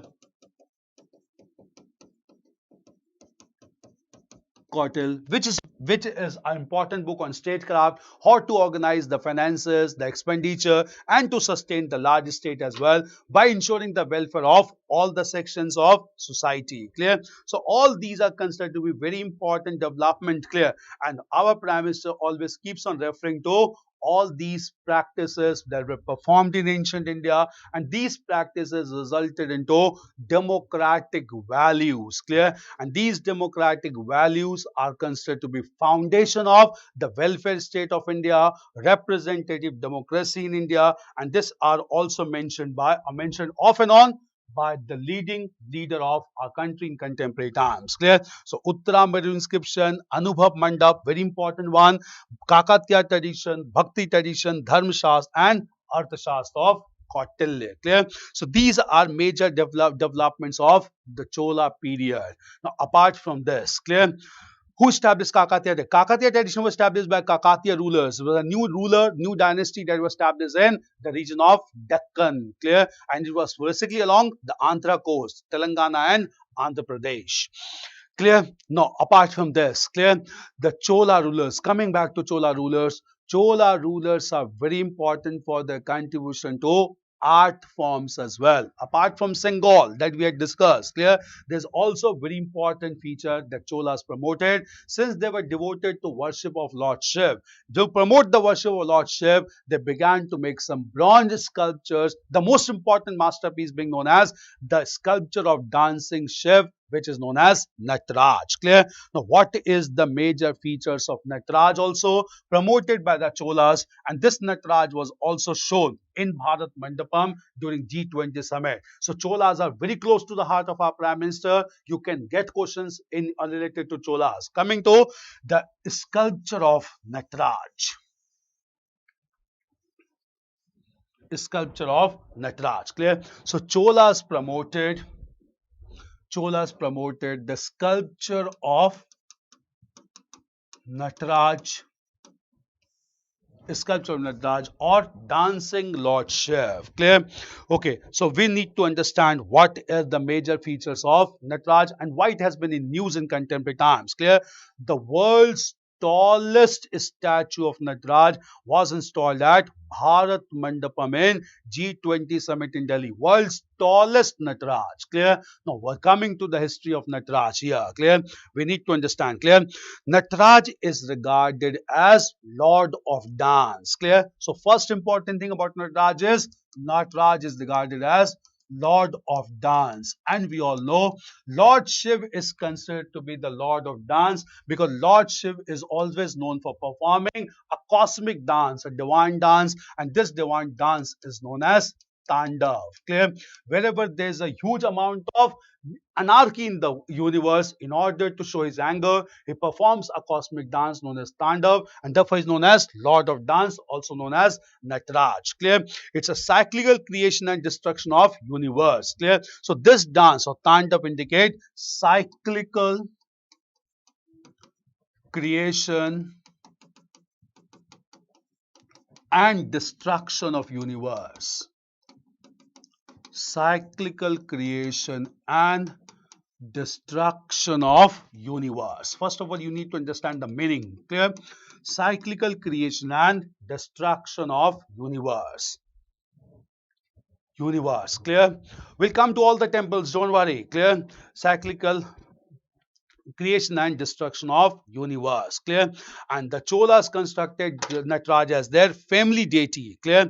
Now, clear? The dance is manifestation of 5 activities of Shiv, that is creation, preservation, destruction, wheeling, and grace. Clear? So there are 5 panch kriyas. Clear? So this dance of Nataraj indicate Panch Kriyas of Lord Shiv. Clear? What are these Panch Kriyas of 5 activities? These 5 activities are: number 1, creation. First is creation. Second is preservation.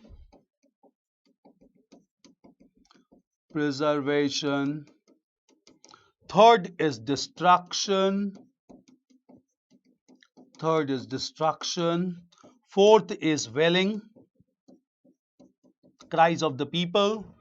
That is wailing. And fifth one is grace. Clear? So Panch Kriyas. So the Lord Nataraj indicate Panch Kriyas of 5 activities, that is creation, preservation, destruction, wailing, and grace. Clear? Now these are major Kriyas indicated by Lord Shiv by performing Nataraj. Clear?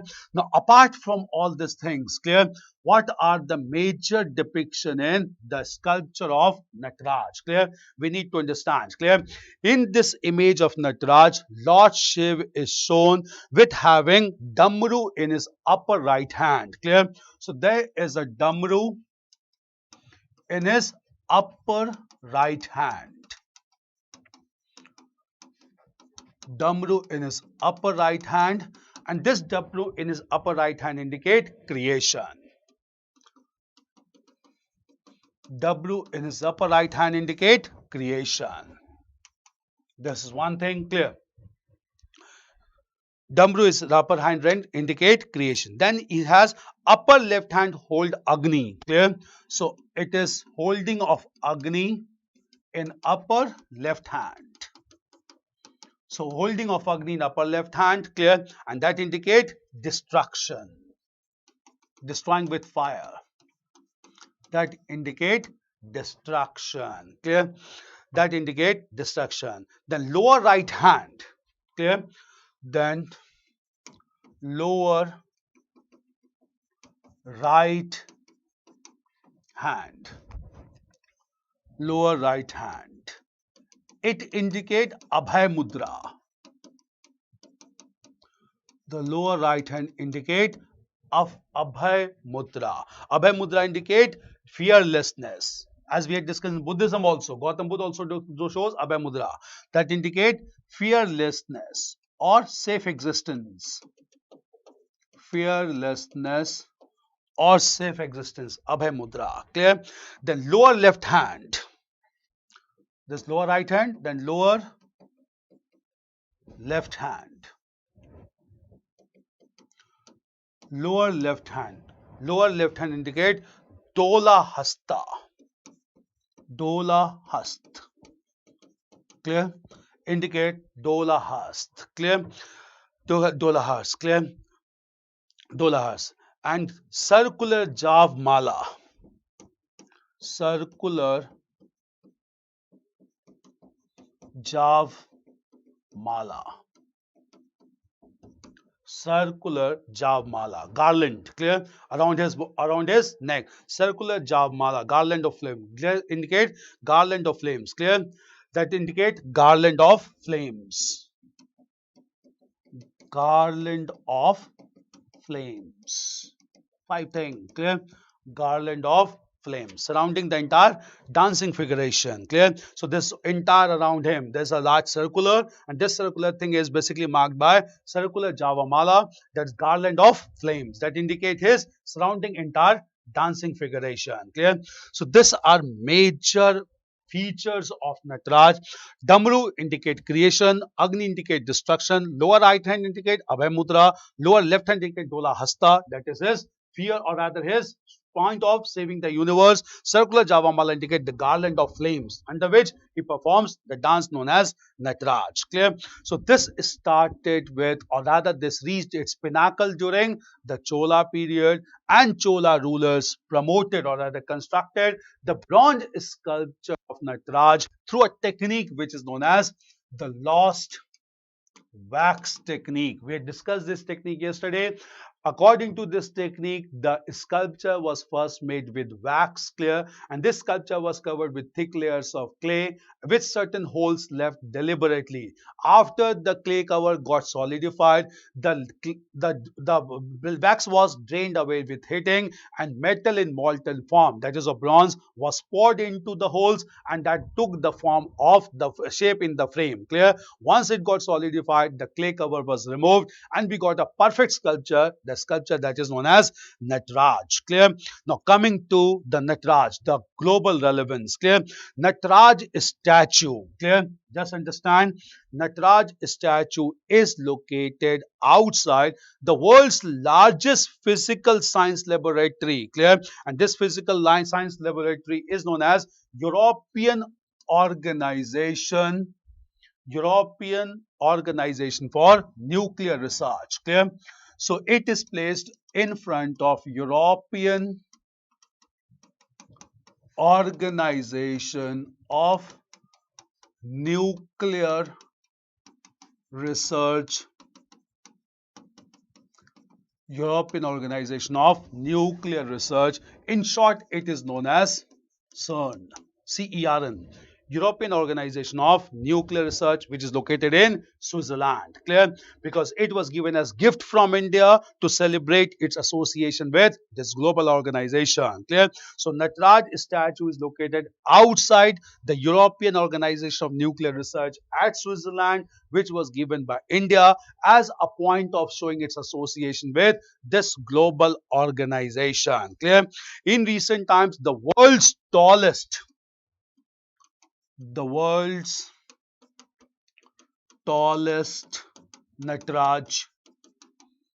the world's tallest Nataraj, clear, was installed at Bharat Mandapam,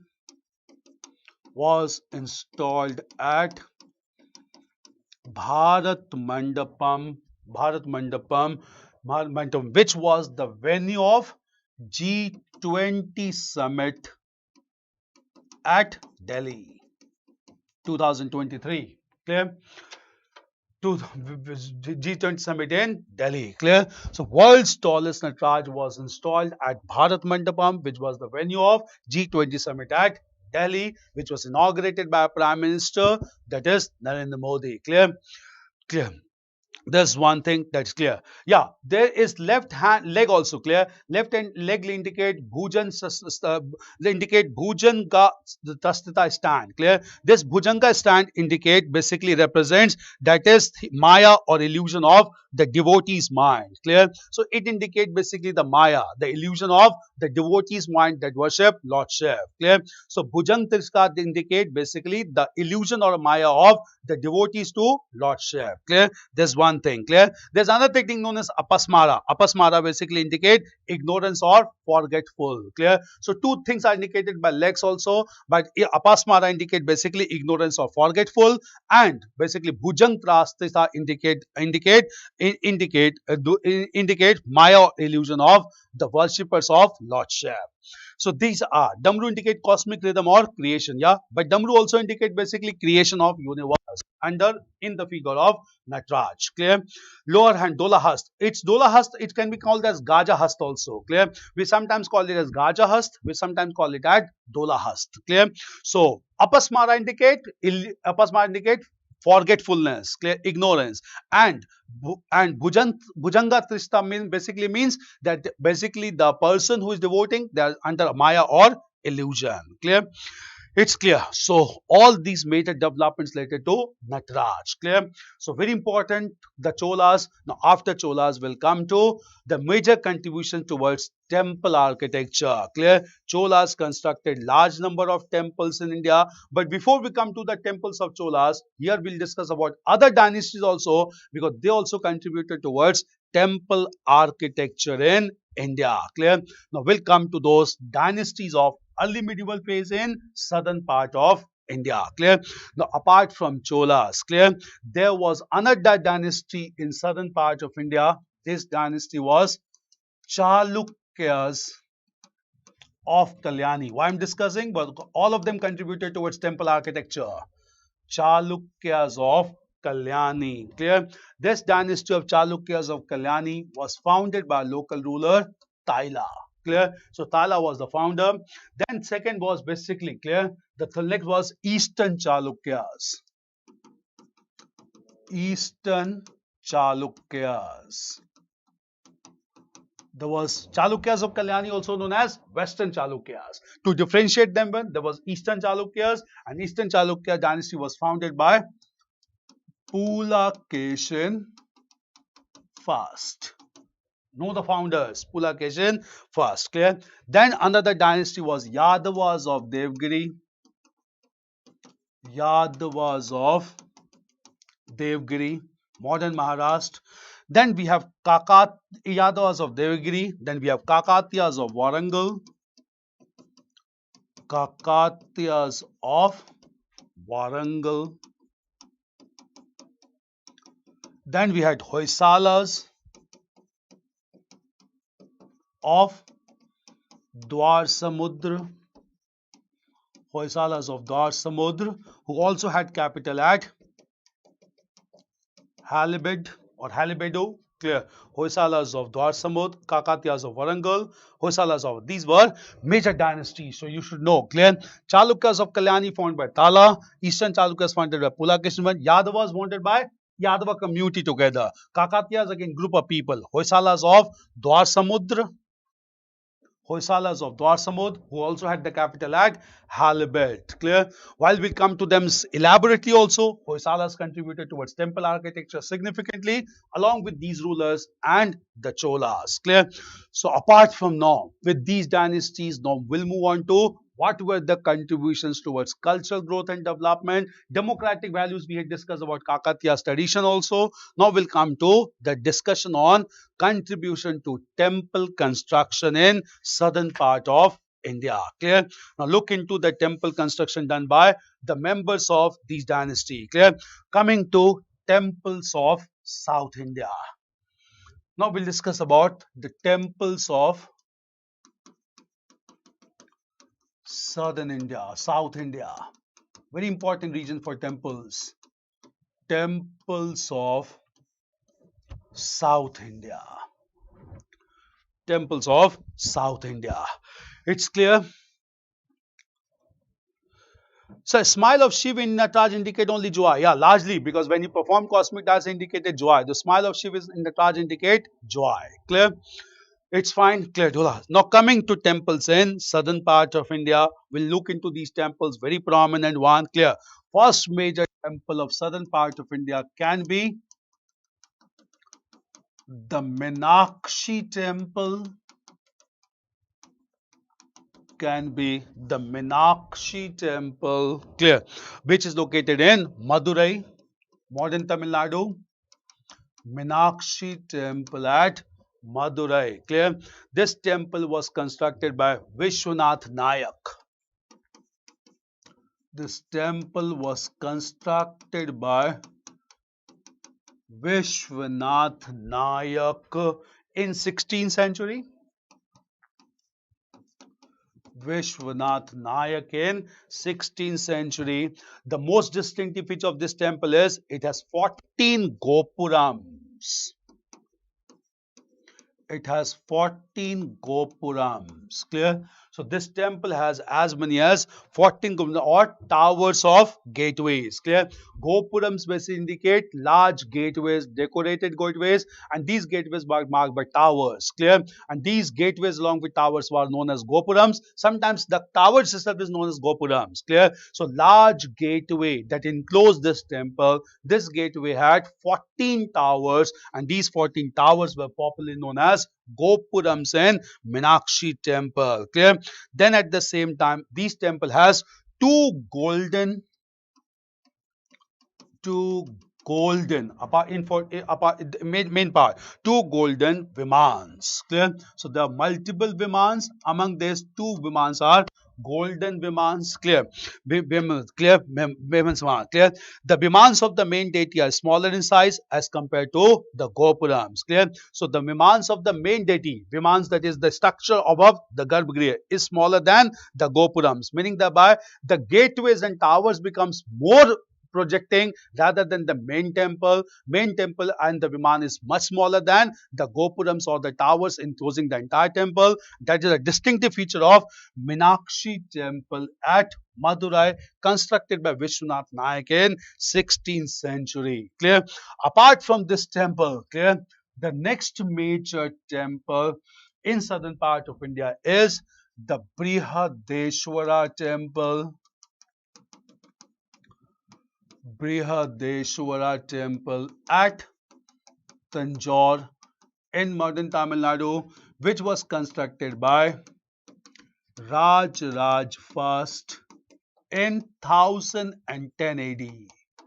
Raj first in 1010 AD. Clear? It is dedicated to Lord Shiv. This temple is dedicated to Lord Shiv. Clear? Dedicated to Lord Shiv. This temple is also known as Rajeshwar temple. This temple is known as Rajeshwar temple because the sculpture of Raj or king was also placed along with the sculpture of the main deity, that is Lord Shiv. Since the sculpture of the king himself was placed, this temple is also known as Rajeshwar temple. This temple has been constructed purely in Dravid style of architecture. In fact, it marks the climax of Dravidian style of architecture, and at the same time, clear, this is also included in the list of UNESCO World Heritage Site. Clear? So this is Brihadeshwara temple at Tanjore, constructed by Raj first. Clear? And it is devoted to Lord Shiv, and it is also known as Rajeshwar temple. Clear? At the same time, adjoining to Tanjore only, temple was constructed by Rajendra first after Raj first, and this temple is known as Gangai Konda Cholapuram temple. Gangai Konda Cholapuram temple. It was constructed by Rajendra first, who founded this city after defeating the Pala ruler. Constructed by Rajendra first. Clear? Rajendra first in 11th century. Clear? It is dedicated to Lord Shiv, and temple only next in size to Brihadeshwar temple. So it is the second is largest temple after Brihadeshwar temple at Tanjore. Clear. And the most distinctive feature is this temple is marked by huge Shivling, which is 4 meter high, is placed in the sanctum. Clear. So in the sanctum sanctorum of this temple, a large Shivling, almost 4 meter in length. Clear. A large Shivling almost 4 meter in length has been placed in the sanctum of this temple, that is the temple known as the Gangai Konda Cholapuram temple. This is a city located established by Rajendra I to mark his victory over Pala rulers in 1022 AD. Clear. Then at the same time, clear, we have a temple known as Shore Temple at Mahabalipuram. We had discussed about this temple. Shore Temple at Mahabalipuram was constructed by Pallava ruler Narsimhavarman I. This temple was constructed basically after establishing the city of Mahabalipuram. Clear. Then at Mahabalipuram we have Panchratha temple also. All these temples were constructed with pure stones material, and Mahabalipuram is also marked by sculpture of Arjuna's penance, also known as descent of the Ganges, and also the sculpture of Mahishasur Mardini. Yesterday only we had discussed about Mahishasur Mardini and Arjuna's penance. Clear. Coming to other prominent temples in southern part of India. Clear. Next major temple in southern part of India is basically Srirangam temple at Tiruchirappalli. Sri Rangam temple, Srirangam temple, Srirangam temple at Tiruchirappalli, Tamil Nadu. Tiruchirappalli. Srirangam temple at Tiruchirappalli. It was also constructed by Chola rulers in 10th century AD. Clear. In fact, it is the largest functioning temple complex in the world. Clear. Srirangam temple. It is the largest functioning temple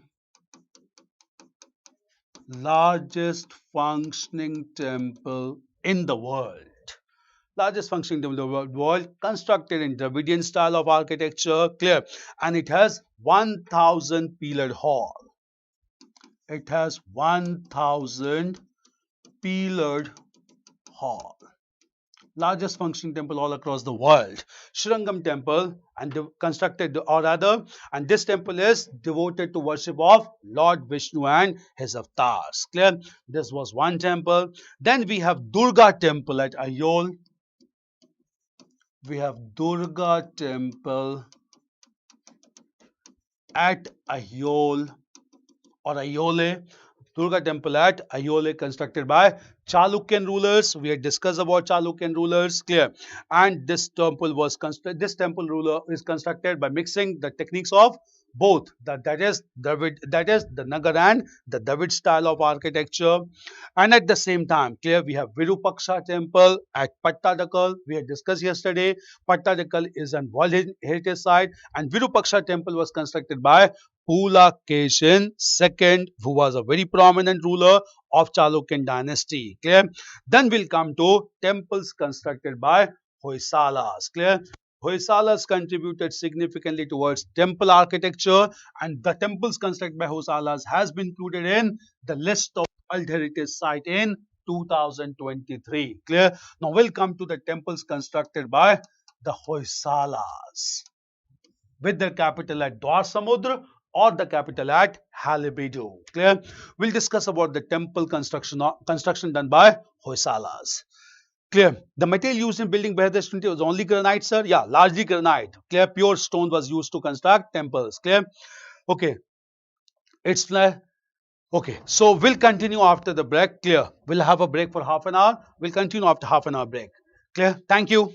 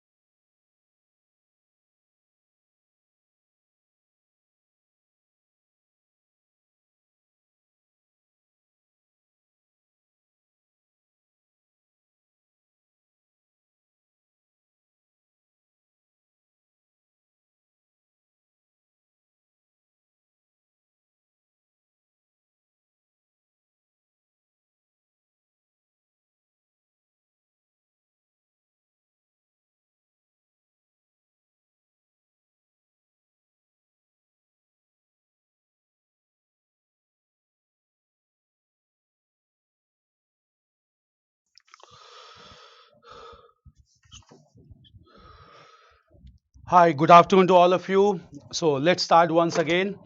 So in the last session, we were discussing about the major temples which were constructed in southern part of India, the temples constructed largely by the Chola rulers. Now we'll start with the temple architecture promoted largely by the Hoysalas, who were a very prominent dynasty, and their temples has acquired global importance in contemporary times. Clear? We'll understand about the temples constructed by the Hoysalas. Clear? Since these temples has been included in the list of World Heritage Site, let us first of all understand about the Hoysala dynasty. Clear? Question is there, Kirtika sir, is Durga temple Ayole is Vesar style as you told, but both Dravid. It's mix of Dravid and Nagar style. Clear? But not. It cannot be called like Vesar style. Vesar style means perfect mix of Nagar and Dravid. It's not a perfect mix. Clear? It's more of Dravid style, less of Nagar style. That is why we cannot call it to be a pure Vesar style. It's clear, Kritika? Now coming to Hoysala dynasty, clear? Now the dynasty of the Hoysalas was established in the present state region of Karnataka, clear? And at the same time, clear, this dynasty of Hoysalas was established by Nirpkama, clear? So this dynasty was established by a person known as Nirpkama. He is also known as Nirpkama II, who is considered to be the founder of this dynasty, and he established this dynasty in alliance with the Eastern Chalukya, aligns with Western Chalukyas. Clear? Western Ganga dynasty was known as Chalukyan dynasty. Clear? So Chalukyan dynasty was also known as Western Ganga dynasty. He established the dynasty of Hoysalas with the Western Ganga dynasty. Eastern Gangas being the Eastern Gangas on the eastern side and the Western Gangas on the western part of India. Clear? This dynasty continued to flourish from 10th to 14th century AD, that is early medieval phase largely, clear, early physical phase, and at the same time this dynasty had capital at two places. These two places were known as Belur initially, and then the capital being known as Dwar Samudra, which in some sources is also known as Halibid or Halibidu. Clear? So initial capital was Belur, later shifted to the capital of Dwar Samud or Halibidu. Clear? At the same time, clear, the most important ruler of this dynasty was Vishnuvardhan. The most powerful ruler of this dynasty was Vishnuvardhan, clear, and he was known for constructing large number of temples, clear, and these temples were constructed right from the region of Karnataka up to Tamil Nadu as well, clear. The very important one, and this dynasty came to an end with establishment of Vijayanagar kingdom in Deccan during medieval times. So Vijayanagar ruler gave a setback to Hoysala dynasty. Clear? Now why Hoysalas are important culturally? Hoysalas are important culturally because they constructed large number of temples. Clear?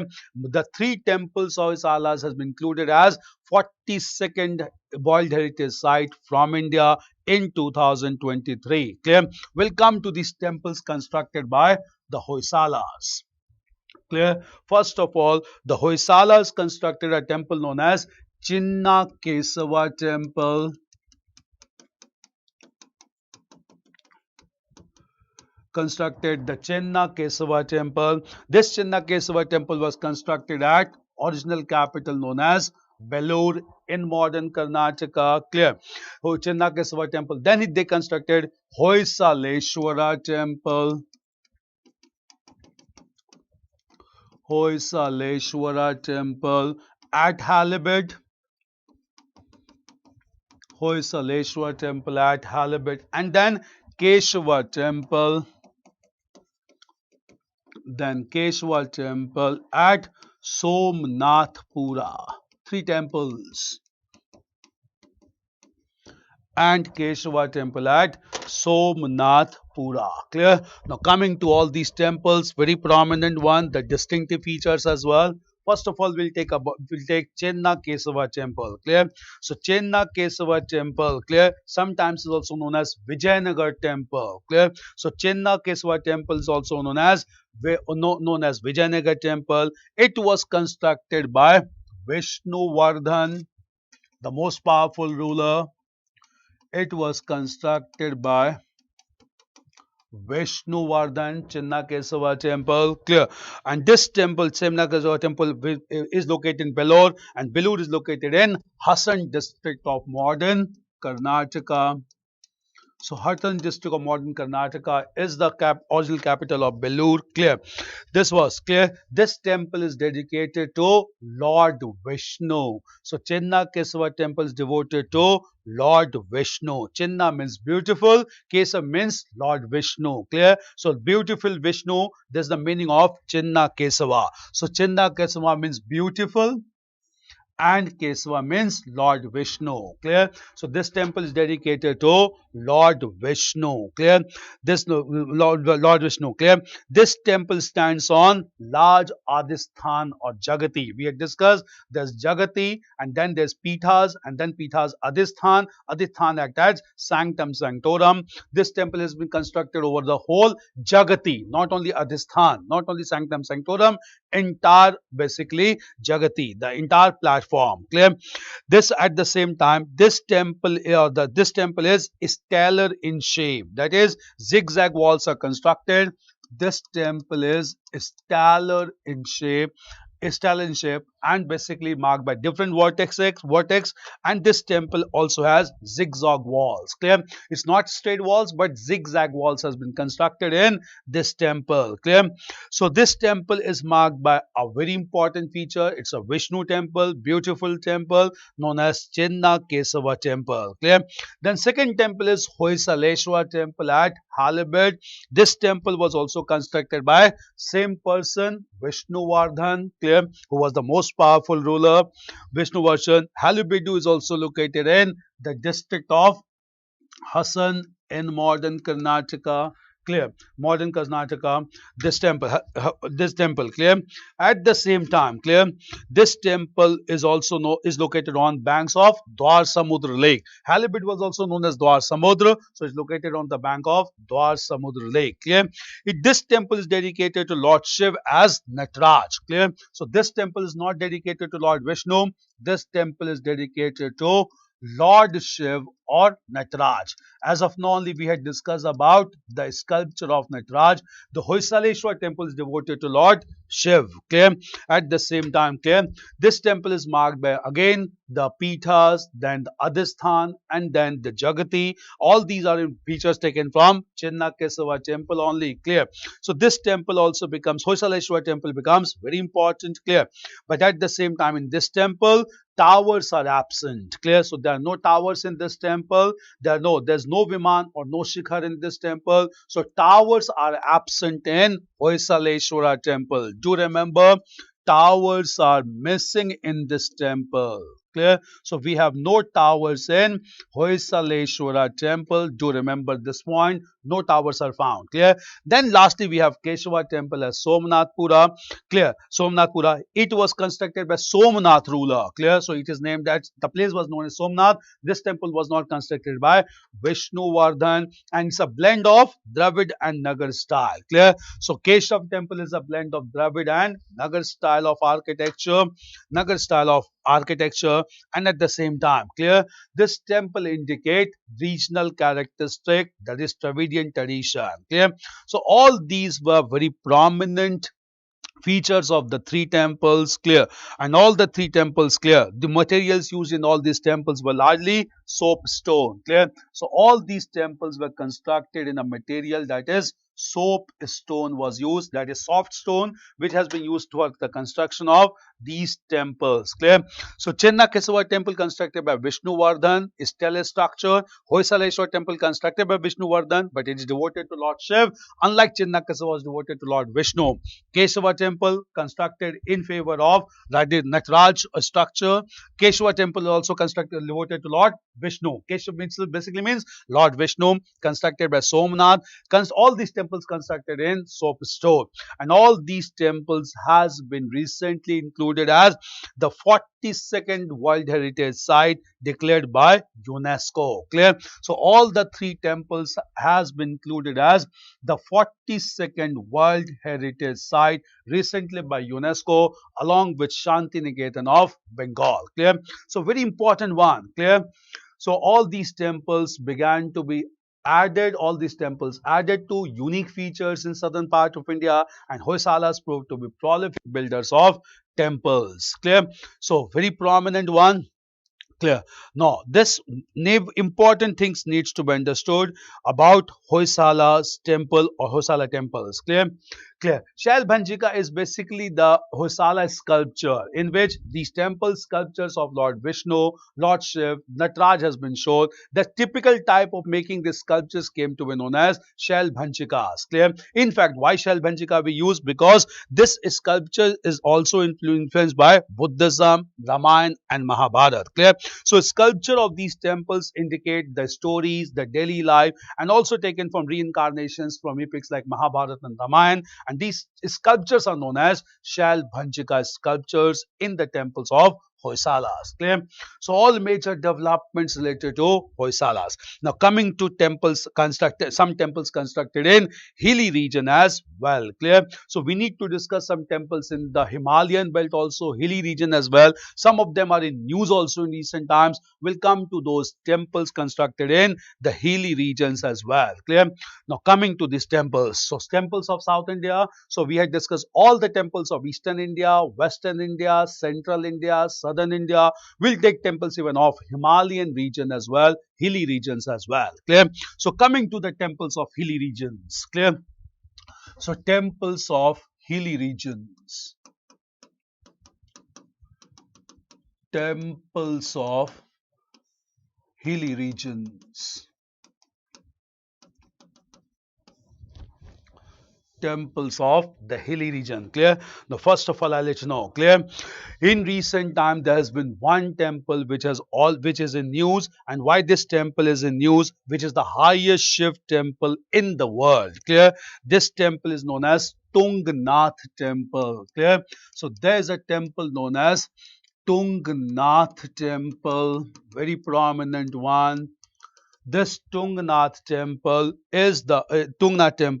is basically a very prominent one. Even Archaeological Survey of India has sought approval for monuments of national importance to this temple. Clear? This temple stands at 12,000 feet. Stands at 12,000 feet and is the highest Shiv temple. It is the highest Shiv temple. It is the highest Shiv temple. Clear? Highest Shiv temple in the world. Clear? So Tungnath temple is the highest Shiv temple in the world, and Archaeological Survey of India has asked this temple to be included in the list of monuments of national importance. We'll come to this concept of monuments of national importance. Clear? In fact, Tungnath is a part of 5 temples of Panch Kedar, and these are cluster of Shiv temples in Garhwal regions of Himalayas. Clear? So there is a concept known as the concept of Panch Kedar. This the concept of Panch Kedar. According to the concept of Panch Kedar, there are cluster of 5 temples devoted to Lord Shiv in the Garhwal Himalayas. Clear? Tungnath is one of them, in fact the third one, and it is known as Tritiya Kedar. Clear?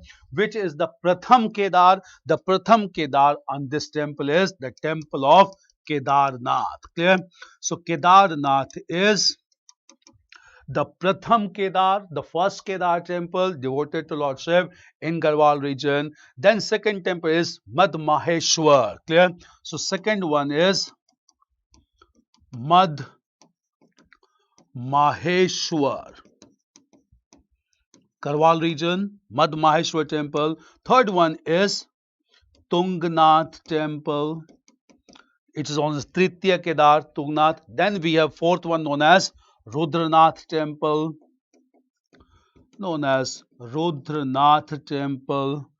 and fifth one is known as Kalpanath temple. Pancham Kedar, clear? It's known as Kalpanath temple, clear? So we have a concept of Panch Kedar in Himalayan region. Himalayan region normally Lord Shiva is worshipped, clear? And among the Panch Kedar, the five Kedars are Kedarnath, Mad Maheshwar, Tungnath, Rudranath and Kalpanath. Clear? Tungnath, the Tritiya Kedar, has been recommended by Archaeological Survey of India to be included in the monuments of national importance. We'll come to this concept. What do you mean by monuments of national importance? Clear.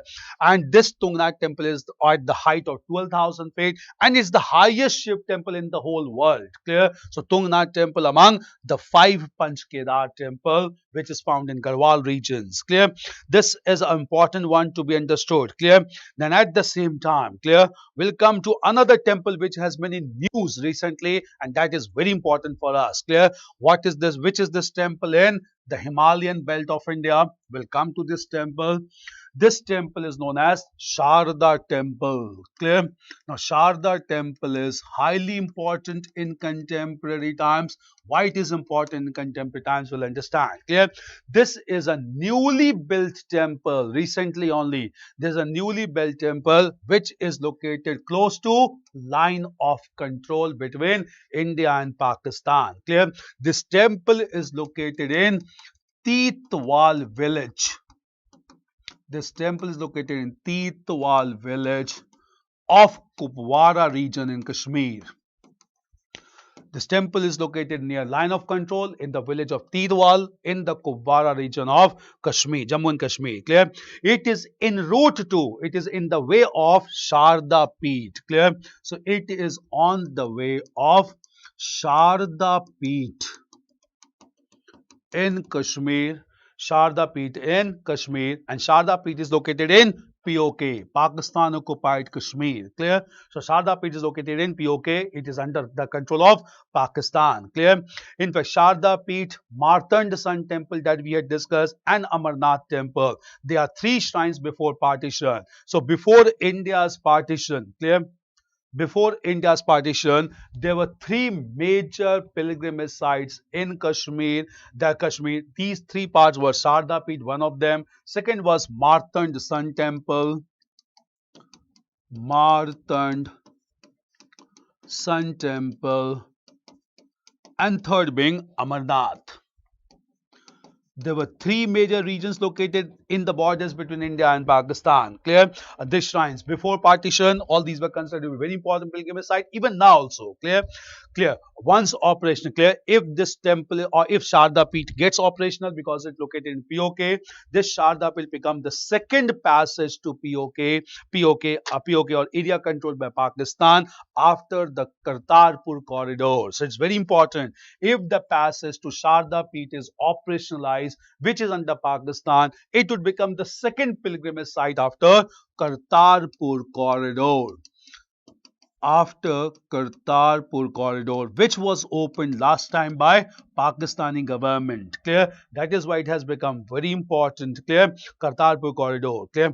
And this Sharda temple, which has been constructed of late in the borders of LOC, this is considered to be part of the Shakti Peeth. Clear? So as we had discussed, there are 52 Shakti Peeth, 18 Mahashakti Peeth, and this goddess Sharda is basically considered to be goddess of learning, Saraswati. So Sharda temple is devoted to worship of goddess Saraswati or goddess of learning, and this goddess of learning or Sharda Devi, goddess Sharda, was always considered to be Kul Devi by Kashmiri Pandits. Clear? So Kashmiri Pandits considered goddess Sharda to be the chief deity, the main deity known as Kul Devi, and they have been worshipping this temple. And of late, recently, they've been constructed in Titwal village of Kupwara. Clear?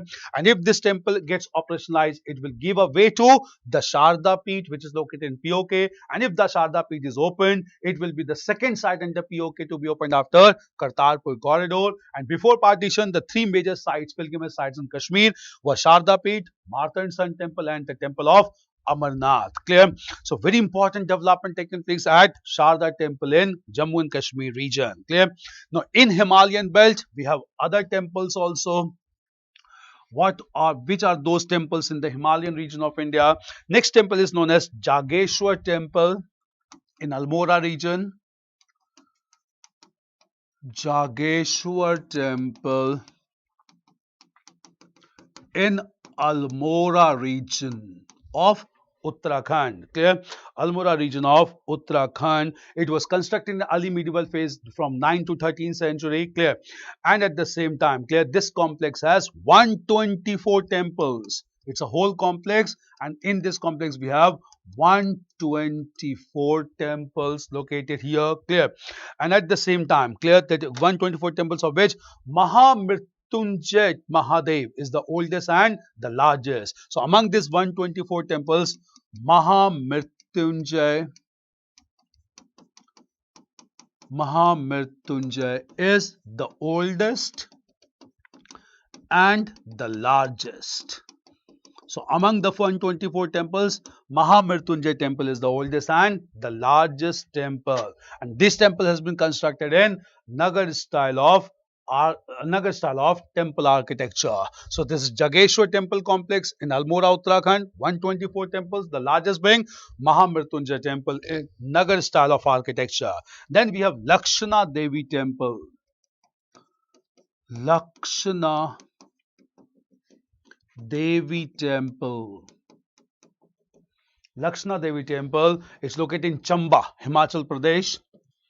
Is located in the region of Chamba in Himachal Pradesh. Clear. And this temple is dedicated to worship of goddess Durga.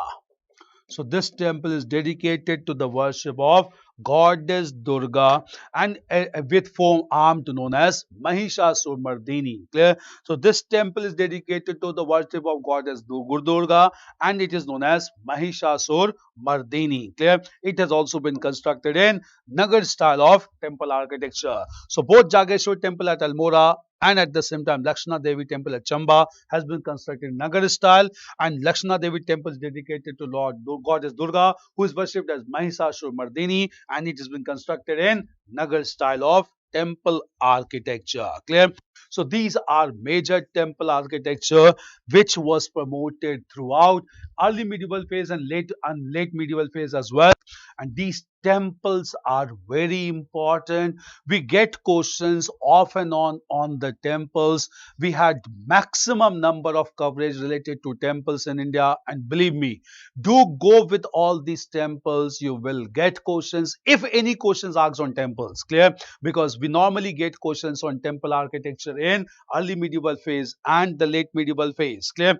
Now at the same time, when we were discussing about the temple known as Tungnath temple, which is Tritiya Kedar out of Panch Kedar in the Garhwal region, we had discussed that Archaeological Survey of India recently has rather recommended the inclusion of Tungnath temple in the list of the monuments of national importance. Clear? Now what do we mean by monuments of national importance and what does the work Archaeological Survey of India does? Clear? Something about Archaeological Survey of India also, organization also. Clear? Archaeological Survey of India, ASI. Clear? Archaeological Survey of India was originally established in the year 1861. It was established by a British archaeologist, Sir Alexander Cunningham. Sir Alexander Cunningham. Clear? He established Archaeological Survey of India. Clear? Survey of India. But due to lack of funds, this organization could not continue effectively. Later on, this organization was revived by another British officer, Sir John Marshall. Sir John Marshall in 1902. Archaeological Survey of India is supposed to ensure the protection and preservation of historical monuments in India. Clear? This is considered to be very important act. Clear? And Archaeological Survey of India always proposes the name for monuments to be included in the list of national importance. Clear?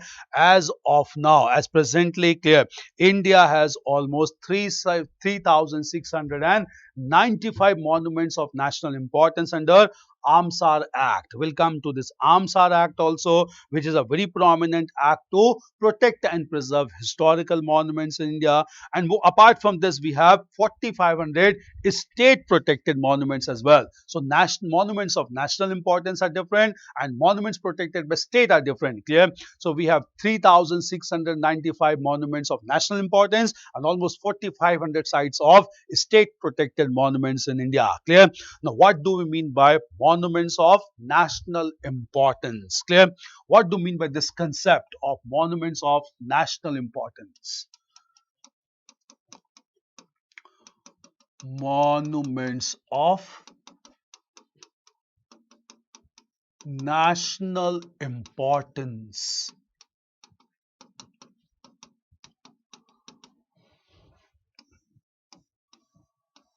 Monuments of national importance. Clear? Now, why there is a news? We need to understand. Clear?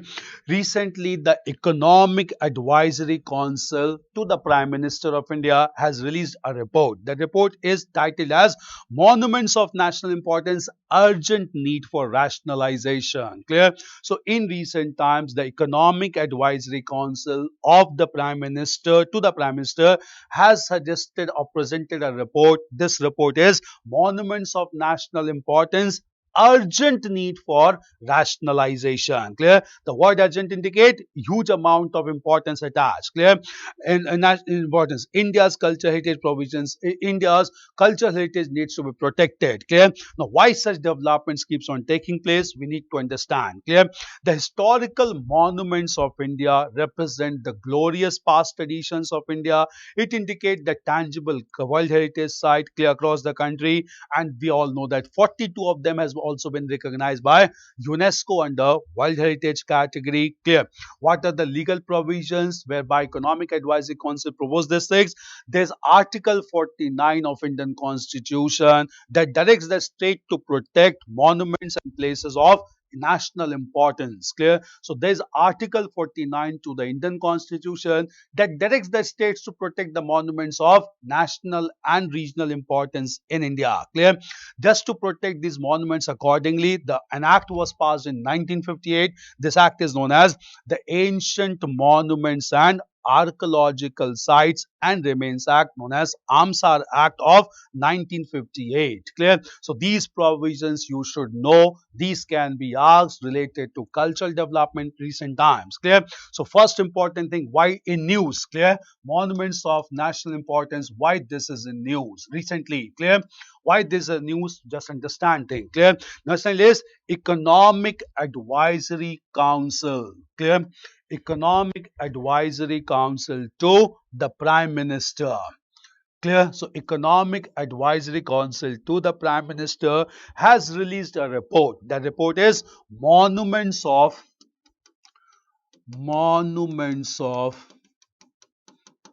National Importance. Monuments of national importance dash urgent need for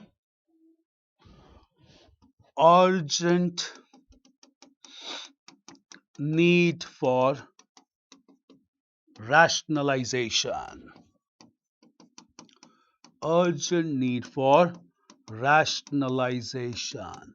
This is the report. Clear? So, Economic Advisory Council to the Prime Minister has recently presented a report, Monuments of National Importance, Urgent Need for Rationalization. Clear? That's legislation. Why it has been done? Because this has been in demand since India's independence. Clear?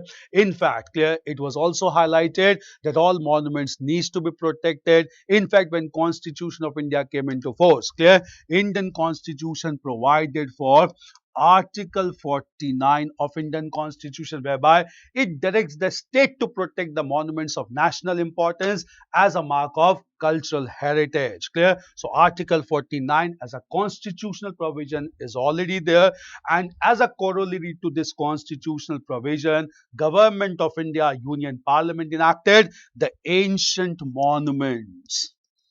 Enacted the Ancient the ancient monuments and archaeological sites, the ancient monuments and the archaeological sites, the ancient monuments and archaeological sites and remains act, and remains act, clear, and remains act, AMASR, Remains Act in 1958. Clear? So a very comprehensive legislation was passed, that is the Ancient Monuments and Archaeological Sites and Remains Act. Clear? Clear? AMSAR. Clear? AMASR. Clear? AMSAR Act 1958. Clear? This act was again amended in the year 2010 AD to make it more stringent to protect all archaeological sites and monuments in India. Clear? And in 2010, when this act was amended, then only, clear, it was declared to be of national importance. Some monuments were declared to be of national importance. Clear? So obviously, when this act was amended in 2010, a new provision of monuments of national importance was rather included in order to identify the such monuments and to protect the monuments in coming time. Clear? This resulted into huge amount of monuments of national importance to be identified. Clear? And therefore it resulted into establishment of National Monuments Authority.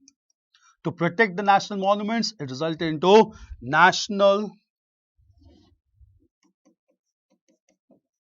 Monuments National Monuments Authority.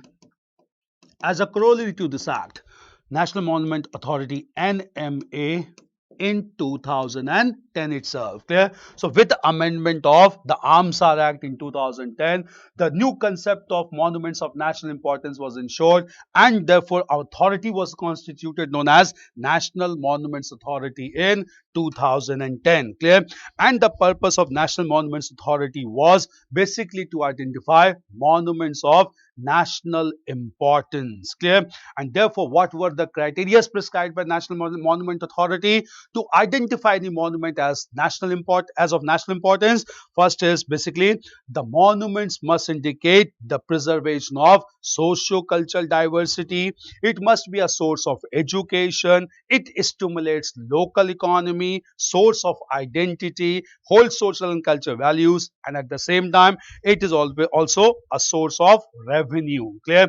So those monuments are to be identified by National Monument Authority as monuments of national importance if those monuments are source of education, those monuments are source of revenue, those monuments preserve socio-cultural values, those monuments gives a separate identity to the region, those monuments stimulates local economy. These monuments can be identified as monuments of national importance. I'll repeat. Clear criteria. Clear? National Monument Authority has identified some criteria to be followed while identifying monuments of national importance, that include basically the monuments must be a source of in education, source of revenue, it must stimulate local economy, it must preserve socio-cultural values, and at the same time it must give a separate identity to the region in which they are located. If these criteria are fulfilled, monuments can be included in the list of monuments of national importance. Clear? So it's a big development that has taken place, and just because of this only, clear, there as of now, clear, there are 3,695. There are 3,695 monuments of national importance. Clear? 3,695 as monuments of national importance under AMSAR Act. Clear? Ancient Monuments and Archaeological Sites and Remains Act. And at the same time, we have 4,500 sites protected by state authorities under state protected monuments. Clear? So at national level, we have monuments of national importance amounting to 3,695, and state protected monuments are 4,500 in number, which largely comes under Article 49 and AMSAR Act of 2010 that is even led to the enactment of National Monuments Authority. Criteria as we had discussed, that is source of education, source of revenue, stimulate economy, preservation of social culture values, and provides identity to the region to which the monument is or in which the monument is located. Clear? So this is very important, that is monuments of national importance to be done. These provisions, these acts are important. It can be asked for your upcoming preliminary examination. Clear? So this was about monuments of ancient and early medieval phase. Clear? Now apart from these developments, clear? Now we need to move towards the political developments. The political developments needs to be discussed, and then we'll discuss cultural growth and development as well. Clear? So first of all, we'll come to political developments. Clear? So political development, just understand. Clear? That we had discussed that in northern part of India, the Palas, the Pratiharas and the Rajputas exhausted their energy due to the conflict over the mastery of Kannauj region. That is known as tripartite struggle. And when they exhausted their energy by 10th century, a warrior came from Iran, West Asia, and the warrior was Mahmud of Ghazni, who raided India 17 times with sole objective to extract resources from India. Clear? And the basic source of information which was there with him to have to attack on India, especially the leading temples that we had discussed to extract resources out of India. This source of information was provided by an Arabic writer, and this writer was Abu Rehan al-Biruni, who wrote a work of encyclopedia on India known as Kitab ul Hind, or the Book of India. Clear? So we'll discuss briefly about the political history from here, and then we'll come to the major developments related to culture. Clear? So first of all, we need to understand Mahmud of Ghazni. Ghazni is a small province located in Afghanistan. Clear? He came from Afghanistan to rule over Iran. Mahmud of Ghazni raided Indian territory 17 times, 17, in order to extract resources based on the information provided by an Arabic writer, Abu Rehan al-Biruni, through his work titled as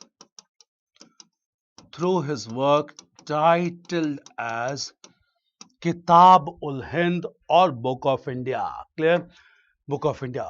Right? In this work,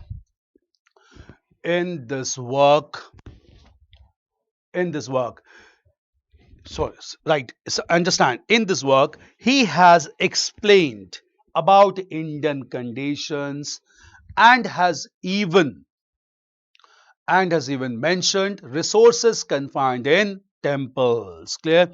Now just understand, based on the information of Kitab ul Hind, Mahmud Ghazni began to attack leading temples of India, including the temple of Somnath in Gujarat. Clear? Temple of Somnath in Gujarat in 1025, and extracted resources. Clear? In this context only, the Rajputs emerged to defend India from such warriors. Clear? Mahmud Ghazni returned back to Iran. Clear? Meanwhile, after some years, after the death of Mahmud Ghazni, weak rulers began to rule in Iran, and in course of time, in the region of Ghor in North Afghanistan, located in North Afghanistan, another powerful warrior emerged in 12th century, and this powerful warrior was Muhammad bin Sam. Who began to attack India not for resources, who began to attack India basically to establish political rule. Clear? And Muhammad bin Sam began to attack India from the region of Sindh first of all, but failed in this venture as he got defeated by rulers of Sindh. Clear? He changed his route, and then he began to attack India from Punjab, and this ruler or warrior was popularly known as Muhammad Ghori. Clear? When he came to Punjab, Rajputs had already emerged, and decisive battle between Muhammad Ghori or Muhammad bin Sam took place with Rajput ruler Prithviraj Chauhan. Clear? This battle took place in the battlefield of Tarain near Delhi in 1191. In the first battle, Muhammad Ghori was defeated. He returned back to Central Asia, but he again came back to India in the next year and defeated Prithviraj Chauhan in the second battle of Tarain. With defeat of Prithviraj Chauhan, Rajput resistance almost came to an end, and that marked the establishment of Turkish rule in India. Clear? With establishment of Turkish rule in India, clear, Muhammad bin Sam again returned back to Central Asia after deputing his trusted slave in India. This trusted slave was Qutb Uddin Aibak. Clear? So Aibak was stationed in India by Muhammad bin Sam or Muhammad Ghori. Muhammad Ghori again returned back to India and defeated another Rajput ruler, Jai Chand, in the battlefield of Chandawar, again near Delhi in 1194, that completely ended Rajput resistance for the Turks. Clear? So two battles of Tarain and Chandawar led the foundation of Turkish rule in India by the end of 12th century AD. Clear? Muhammad Ghori died while returning back from India in 1205 when he was assassinated on the banks of river Jhelum in 1205. Thereafter, his trusted slave in India, Qutbuddin Aibak, decided to rule independently. And when he decided to rule independently, he started to rule from Delhi, and that marked the establishment of a large empire in course of time to be known as Delhi Sultanate. Clear? So Delhi Sultanate's first ruler was Qutbuddin Aibak, who was the trusted slave of his master Muhammad Ghori, and that is why the dynasty that he established in Delhi came to be known as Slave Dynasty. Clear? So Slave Dynasty was established within Delhi Sultanate. First of all, let us understand briefly about political history. So this led to the establishment of Delhi Sultanate by Qutb Uddin Aibak. Now just understand, clear? Delhi Sultanate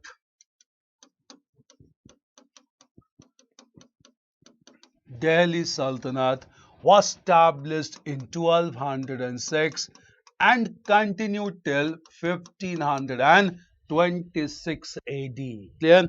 Delhi Sultanate was established, and the first dynasty to be established in Delhi Sultanate was the Slave Dynasty, also known as the Mamluk dynasty, and all the rulers of this dynasty were pure Turkish people, and they believed in racial superiority of the Turks. Clear? So slave dynasty was established in 1206, and this dynasty continued till 1290. Clear? Important rulers of this dynasty. The founder of this dynasty was Qutb Uddin Aibak. The founder of this dynasty was Qutbuddin Aibak, and prominent rulers of this dynasty included Iltutmish, Razia, Balban, and Balban. They were the prominent rulers of this dynasty: Qutbuddin Aibak, Iltutmish, Razia, and Balban. The right order is also this, clear? And Balban. Slave dynasty came to an end in 1290 to be replaced by the Khalji dynasty. This dynasty was from 1290 to 1320. Clear? So Khalji dynasty was non-Turkish dynasty. They were not Turks. Largely it is believed they were Indian Muslims. Khalji dynasty was established by Jalaluddin Khalji.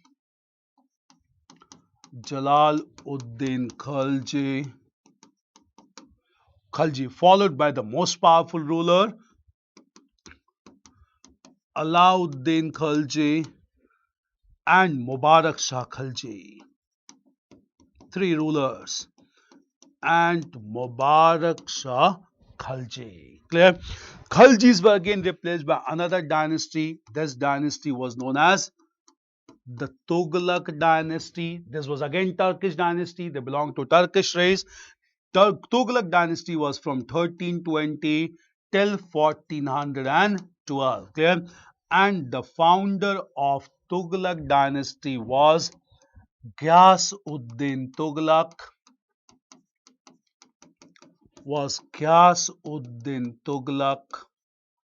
then followed by Muhammad bin Tughlaq, very interesting personality, then followed by Firoz Shah Tughlaq, then followed by weak ruler Mahmud Tughlaq. Last ruler, clear? So there were major rulers of Tughlaq dynasty: Ghiyasuddin Tughlaq, Muhammad bin Tughlaq, Firoz Shah Tughlaq, and Mahmud Tughlaq. Clear? Tughlaq dynasty was followed by the Sayyid dynasty after a gap of 2 years from 1400 to 1451. Clear? And Sayyid dynasty was founded by Khizr Khan. Sayyid Khizr Khan. These members they declared their descendants from the family of Prophet Muhammad. Clear? So Khizr Khan, clear. This was then Muhammad Shah, Khizr Khan, then Muhammad Shah, and followed by even Alauddin Shah. They were prominent rulers of this dynasty, Muhammad Shah and Alauddin Shah. Clear?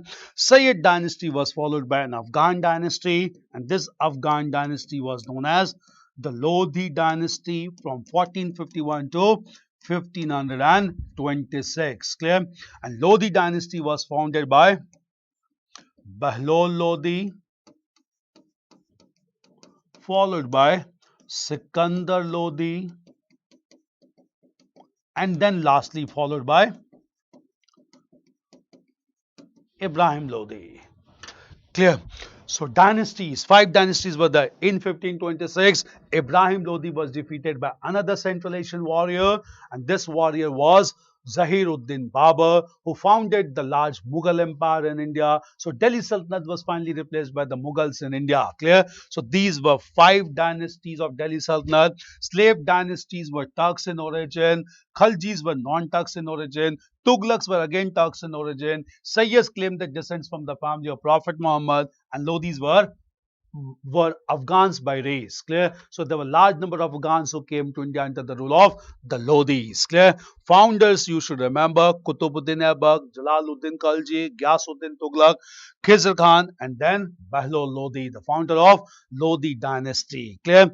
And all these rulers expanded the territorial frontier, especially Alauddin Khalji, who went to different parts of India and thereafter established large military rule. But all these sultans, you must remember, question is asked from here, all these sultans were completely or consistently challenged by the Mongol warriors from Central Asia, starting with Genghis Khan, who was contemporary of Iltutmish. Mongols went on attacking India continuously. Clear? In fact, during the reign of Alauddin Khalji, as many as 6 Mongol warriors attacked India, and third one even came up to the suburbs of Delhi. Clear? And therefore, Alauddin Khalji had to take several measures to protect Delhi Sultanate from the attacks of Mongol warriors. That included, his reforms included military reforms, agrarian reforms, and importantly, market reforms in order to maintain consistency of prices of essential commodities to sustain large military force. Clear? So all these measures were taken by Alauddin Khalji to protect Delhi Sultanate from Mongol invasions. Mongols came even during the reign of Muhammad bin Tughlaq, the Mongol warrior being known as Tarmashirin. So Mongols are meant to be the perpetual problem for the sultans, and in fact it is said as counted as one of the major factor for decline and disintegration of Delhi Sultanate. Clear? So none of the sultans could rule for more than 25 years, only with some exception, largely because there was a complete threat from the northwestern side related to the Mongol warriors. So politically, to remember, Delhi Sultanate could not find a strong, deep-rooted connection in India because they were always on superficial ground, largely disturbed by the Mongols coming from northwestern side, and they went on attacking and disturbing the powerful sultans of Delhi Sultanate. Clear? But these were 5 dynasties, and the Mongols warriors stopped attacking India with establishment of Mughals, who protected the northwestern part of India with firm and determination. Clear? So these were the major dynasties of Delhi Sultanate, which were established from 1206 to 1526, dynasties changed because of racial affiliation, being Turks, non-Turks, descendants of Prophet Muhammad, and Afghans by race. Clear? Now, apart from this, when all these political developments took place almost for 3 centuries, clear, major developments related to culture, administration took place. Clear? Now, if we look into previous year papers, normally the trend that has been seen is clear. Questions are largely asked politically from Mongol warriors. Questions are largely asked related to some terms in medieval India. Someone asks about terms of ancient India. We'll have terms of ancient medieval India combined together. I'll give you in the last all the terms related to ancient and medieval India.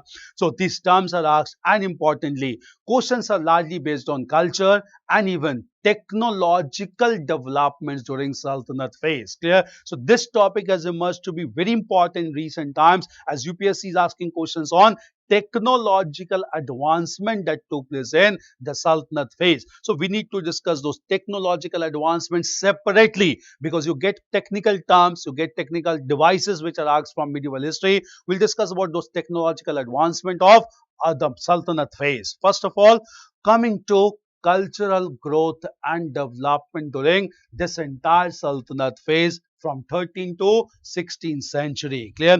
And in Sultanate or in cultural phase, first of all, we'll discuss about a very important development, and that development is related to Bhakti and Sufi ideology. Clear? So first of all, we'll discuss about Bhakti and Sufi movement in India. What do we mean by Bhakti movement? What do we mean by Sufi movement in India? Clear?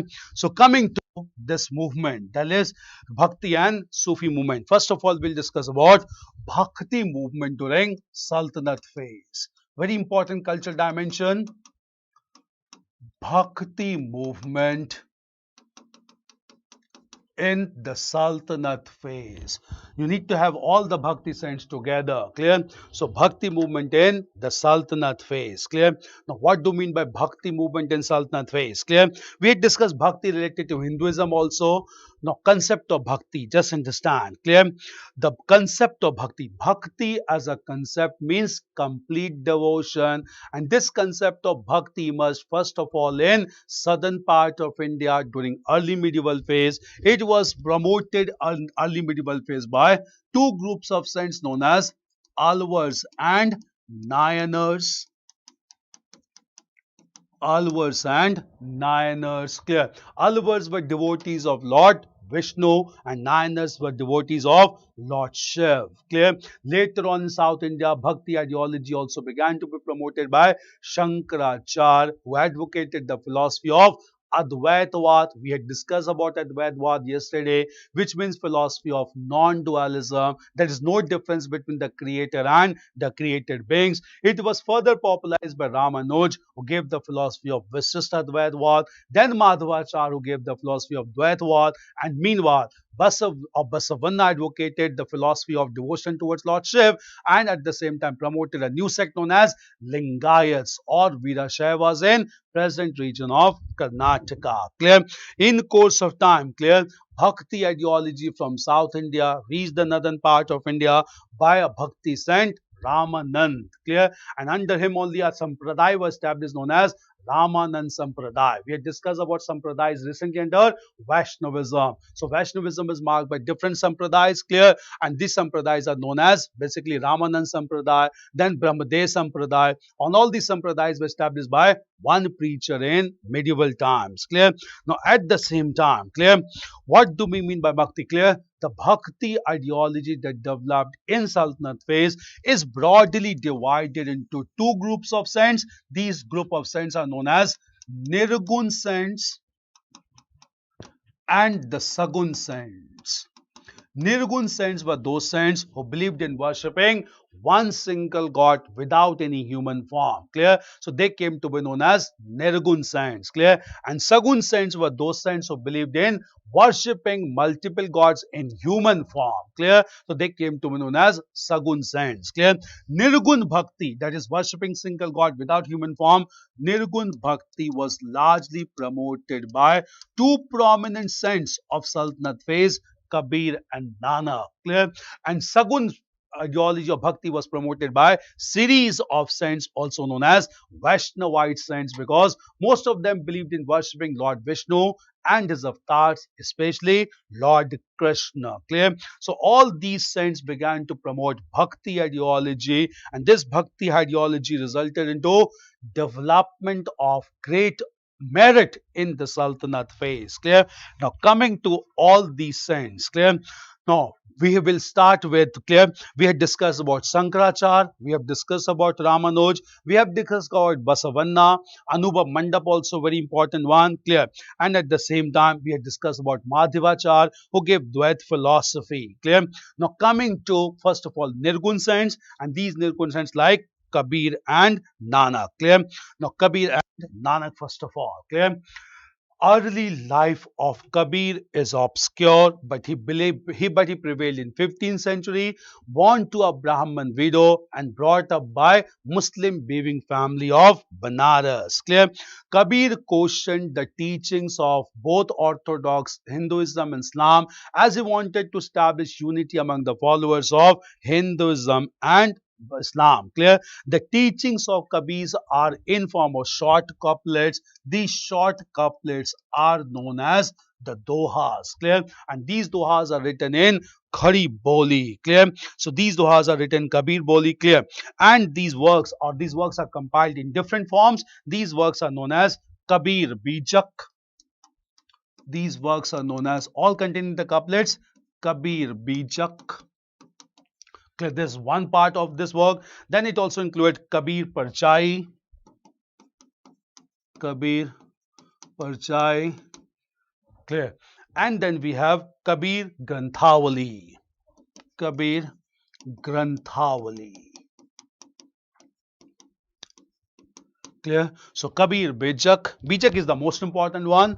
Then Parchai and then Granthawali. Clear?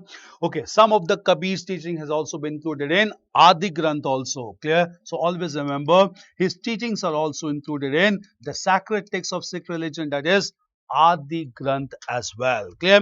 So Kabir believed in Nirgun Bhakti, that is God without any human form. He called his God as Ram also, Rahim also. Clear? And most of the time he preached his teachings among the people of lower caste, like Sena, who was the barber, Sadhna, who was the butcher, Raidas, who was the cobbler. So most of the time he preached his message among the people of lower social order. Clear? So dohas divide into Kabir Bijak, Pirchai, Granthwali, and even his teachings included in Adi Granth. Clear? So Kabir, clear? All the followers of Kabir in course of time got organized into a sect. This sect came to be known as Kabir Panthis. Clear? Now after this, clear, we'll come to Nanak. Clear? Now we have concrete information about Guru Nanak.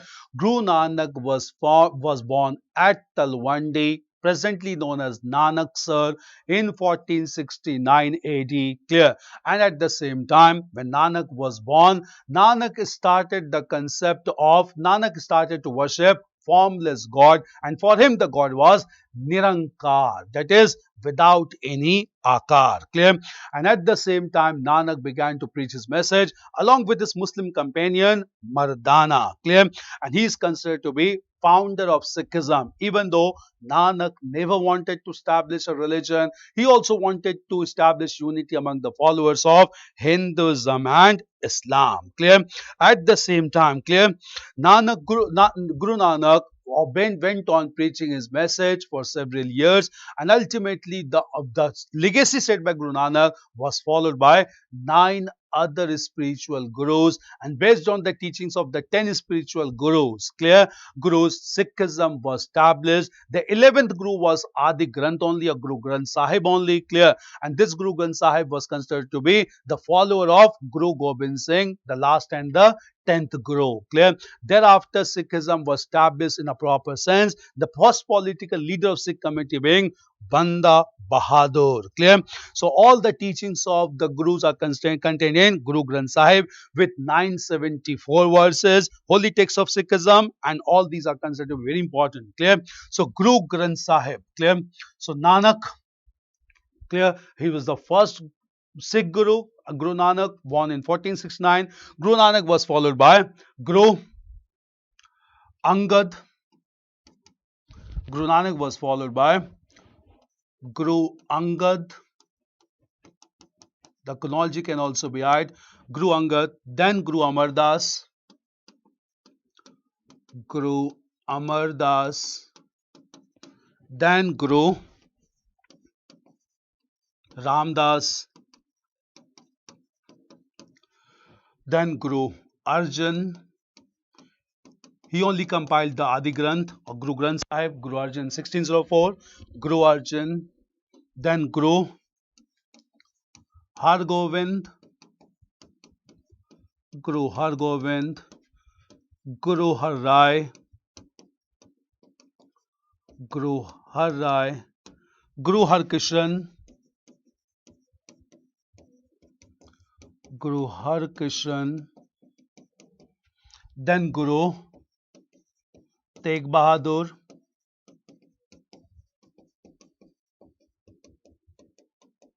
and then Guru Gobind Singh.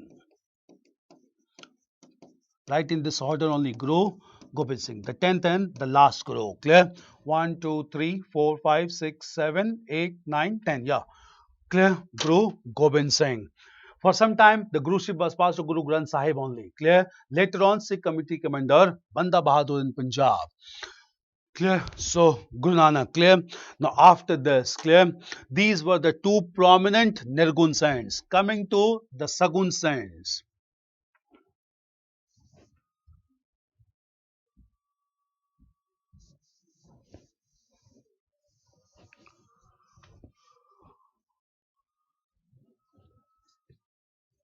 Coming to the Sagun saints. Clear? So Sagun saints were much more popular in nature. We'll come to those Sagun saints. Clear? So first of all, clear? We'll come to Sagun saints. Clear? Sagun saints basically is first Sagun saint starting with Maharashtra. Clear? The first Sagun saint was Gyaneshwar, also known as Jnaneshwar. Gyaneshwar, who promoted the Marathi language. Clear? Gyaneshwar. 13th century in Maharashtra. Clear? So Gyaneshwar was a Bhakti saint in Maharashtra. Clear? Maharashtra. Clear? He was also a philosopher and yogi of Nath tradition. So Nathpanthis. Nathpanthis are not Nirgun. Nathpanthis are Sagun. Clear? So Nathpanthi. Clear? So basically he was the first yogi of Nath tradition. So he was the first yogi of Nath tradition. First yogi of Nath tradition. Clear? Yogi of Nath tradition. Clear? And he also established the tradition of Varkari sect. Varkari sect. Why Varkari sect? These was a sect that believed in propagating the messages among common people without getting involved in worldly politics or state politics. Clear? And therefore they are known as Varkari sect in contrast to the Dharkari sect who actively participated in state politics. Clear? So this was Gyaneshwar, the first one. Clear? Gyaneshwar was followed by Eknath, Tukaram, Eknath, Namdev and Tukaram. Gyaneshwar, Eknath, Namdev and Tukaram. And all these sects promoted Marathi language and established a religion known as the Maharashtra Dharma. Known as the Maharashtra Dharma. And they even established the temple of Vithoba at Pandharpur. They also established a temple of Vithoba at Pandharpur in Maharashtra. Clear? Naneshwar. These were all Varkari sect, members of Varkari sect. Clear? There was a Dharkari sect also in Maharashtra Dham who actively participated in state politics, and this Dharkari sect was Samarth Ramdas.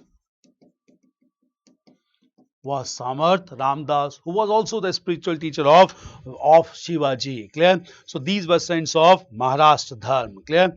So now Maharashtra Dharma. Clear? Coming to another Bhakti saint or Sagun saint after Gyaneshwar, Namdev, Eknath and Tukaram. Gyaneshwar, Namdev, Eknath and Tukaram. The right order is clear. I'll explain again. Right? Clear? Gyaneshwar, because chronology is asked. Gyaneshwar, Namdev. This is the right order. Gyaneshwar, Namdev, Eknath, and Tukaram. And all of these were Varkari saints. Gyaneshwar, Namdev, Eknath, and Tukaram. Clear?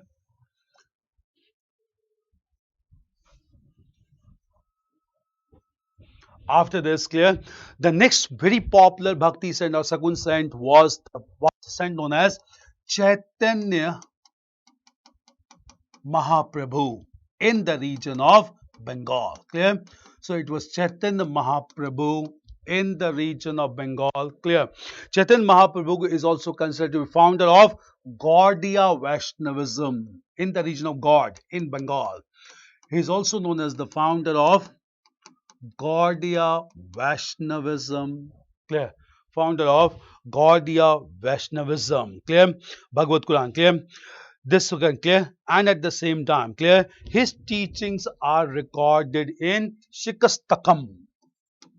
Shikastakam, Shikastakam is a work that contains the devotional songs of Chaitanya Mahaprabhu. Clear? He was a prominent one. Then another Bhakti saint was Narsin Mehta in the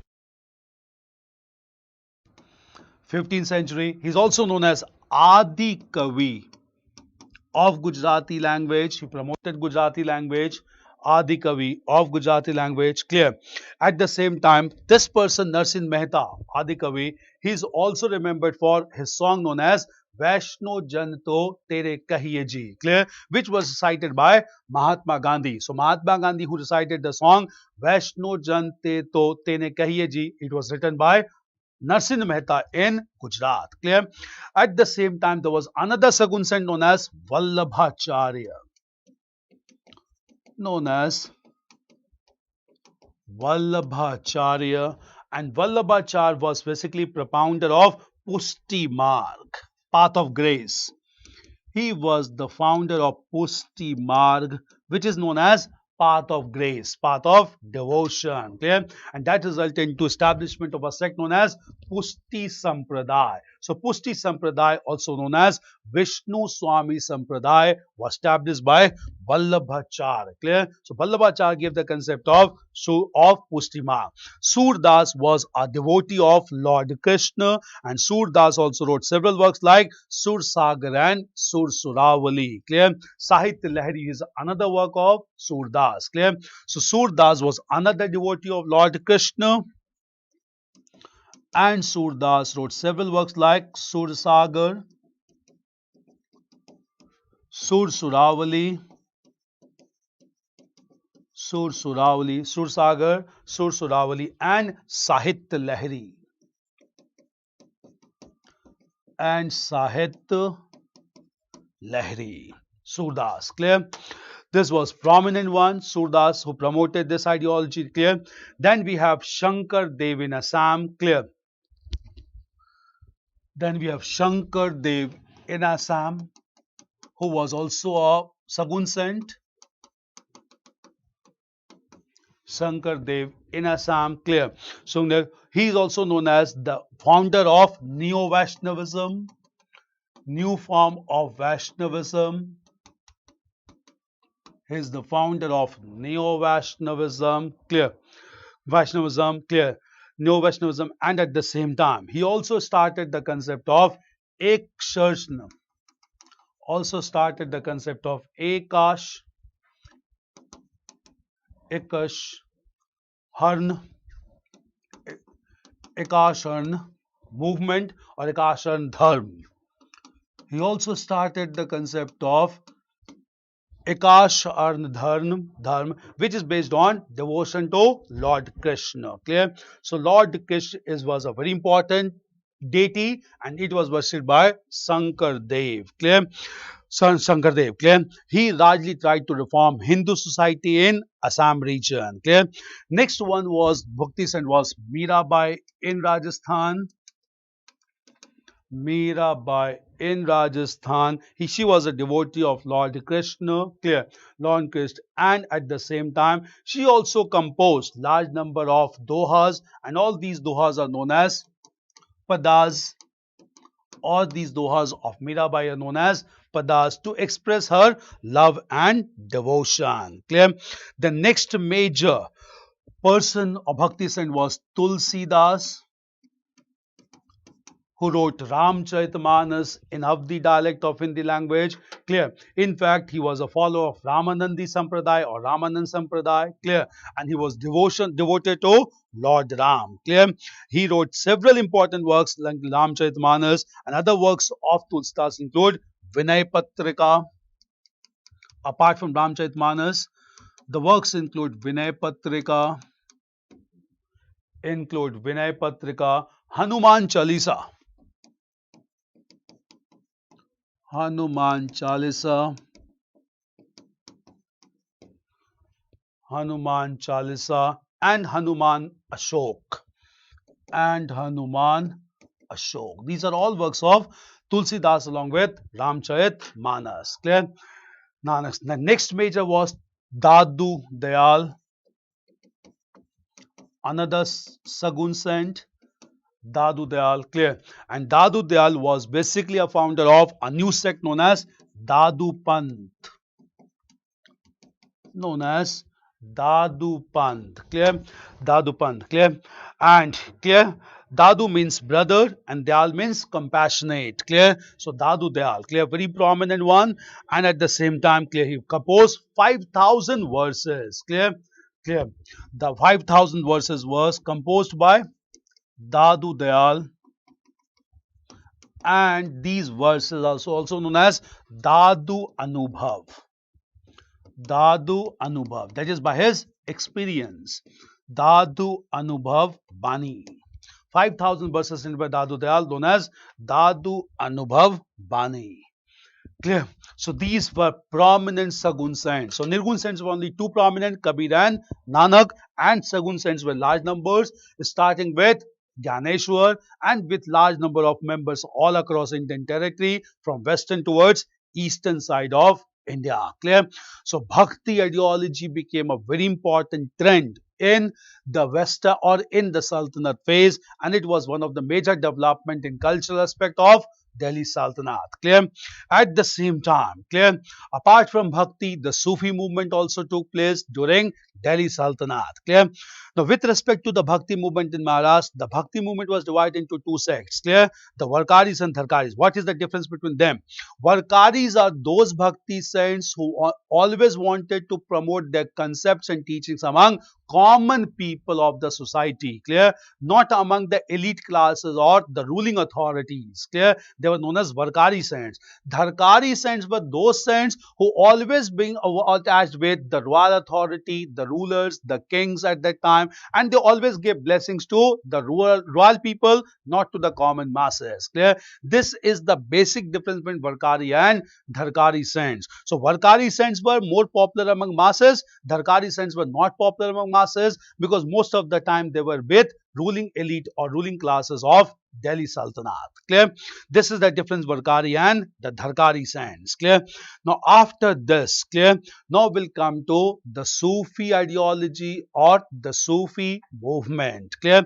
We'll discuss about the Sufi movement as well. Clear?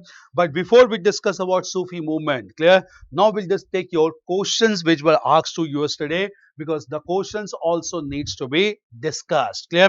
So what were the questions given to you in the class yesterday? See, first of all, I'll let you know. Clear? This course has been designed in such a manner that apart from the rich content that I am giving in the class, clear, you will have exclusive questions not from class notes, just to have wide coverage of the topics. Clear? So even use the questions also for preparing for prelims. Clear? So don't throw the question papers. Clear? Question papers should supplement, because we want to give you maximum coverage within limited time. So questions are largely framed not from the class notes. Questions are largely framed with exclusively of the class notes to have wide coverage of the topic, so that multiple dimensions and angles could be covered and you can get questions in prelims examination. Purpose is this. Clear? So now we'll take up the questions, clear, which was given to you yesterday.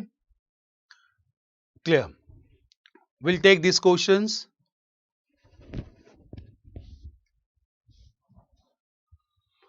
Am I right? This is the question related to Harappan civilization. We'll discuss these questions. Clear. What exactly are these questions? We need to understand. Clear. Coming to the first question itself. Clear.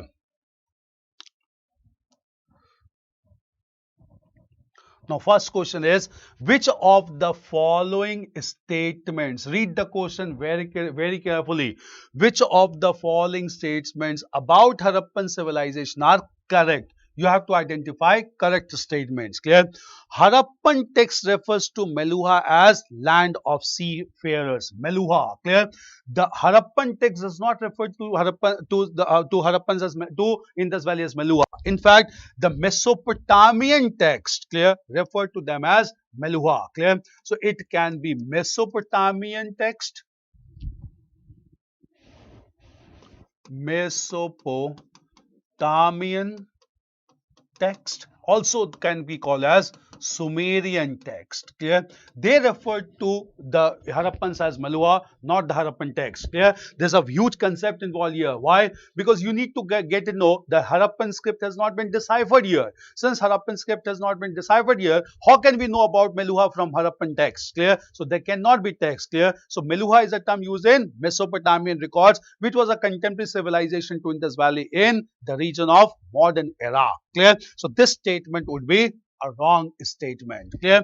Pottery, sills, bricks and weights exhibit extraordinary uniformity during this period. Indus Valley was marked by extraordinary uniformity. This statement is absolutely right. The Harappan civilization occupied a larger territory than Mesopotamia and Egypt together. This is also right. It was 13 lakh square kilometer. Clear? So extent of Indus Valley civilization was 13 lakh square kilometer, which was much larger than the territory of Mesopotamia and Egypt put together. Clear? So big territory at this time. Clear? In fact, I'll let you know. Clear? If you are discussing about this, Indus Valley civilization was almost in this shape. It was almost in this shape. Clear? The topmost or the northernmost site of Indus Valley civilization was the site of Manda in Jammu. The southernmost site was the region of Daimabad in Maharashtra. The easternmost site was the site of Alamgirpur in western Uttar Pradesh, and the westernmost site was the site of Sutka Jindor on the Iranian coast. Sutka Jindor. It was larger, 13 lakh square kilometer was the area that was covered by Indus Valley civilization. Clear? So it was much larger than Mesopotamia and Egypt put together. Have additional information. Keep on having this. Clear? So two statements are right. How many of the statements are correct? Only two. Clear? So two statements are wrong. Two are right. One is wrong. That is Harappan text cannot refer to Meluha. It was Mesopotamian text that referred to Indus Valley as Meluha. Right? Clear? Now coming to the next question. Clear? Next question is question number 2. Consider the following pairs. Clear? Consider the following pairs. Historical place and well known for. Clear? Chanudaro was known for craft production. This is right. Chanudaro was Indus Valley site located in Balochistan region. Ganeshwar Jodhpur, that is located in Rajasthan, was known for copper just because of Khetri mines. Clear? So it was basically because of the Khetri mines in Rajasthan, in the region. In fact, there was a very important place in Rajasthan which was known for copper availability. Clear? And this was known as Ahar and Gilund. Ahar and Gilund. Copper began to be used in Chalcolithic phase. Ahar, therefore, in ancient India was known as Tambavati. Tambavati means place possessing copper. Clear?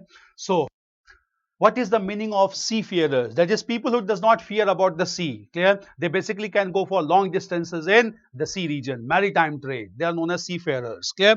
Ahar and Gilun. This is right. Shortugai was located in the region of Afghanistan. Lapis lazuli came, precious stone came. Balakot, northwestern part of India, shell.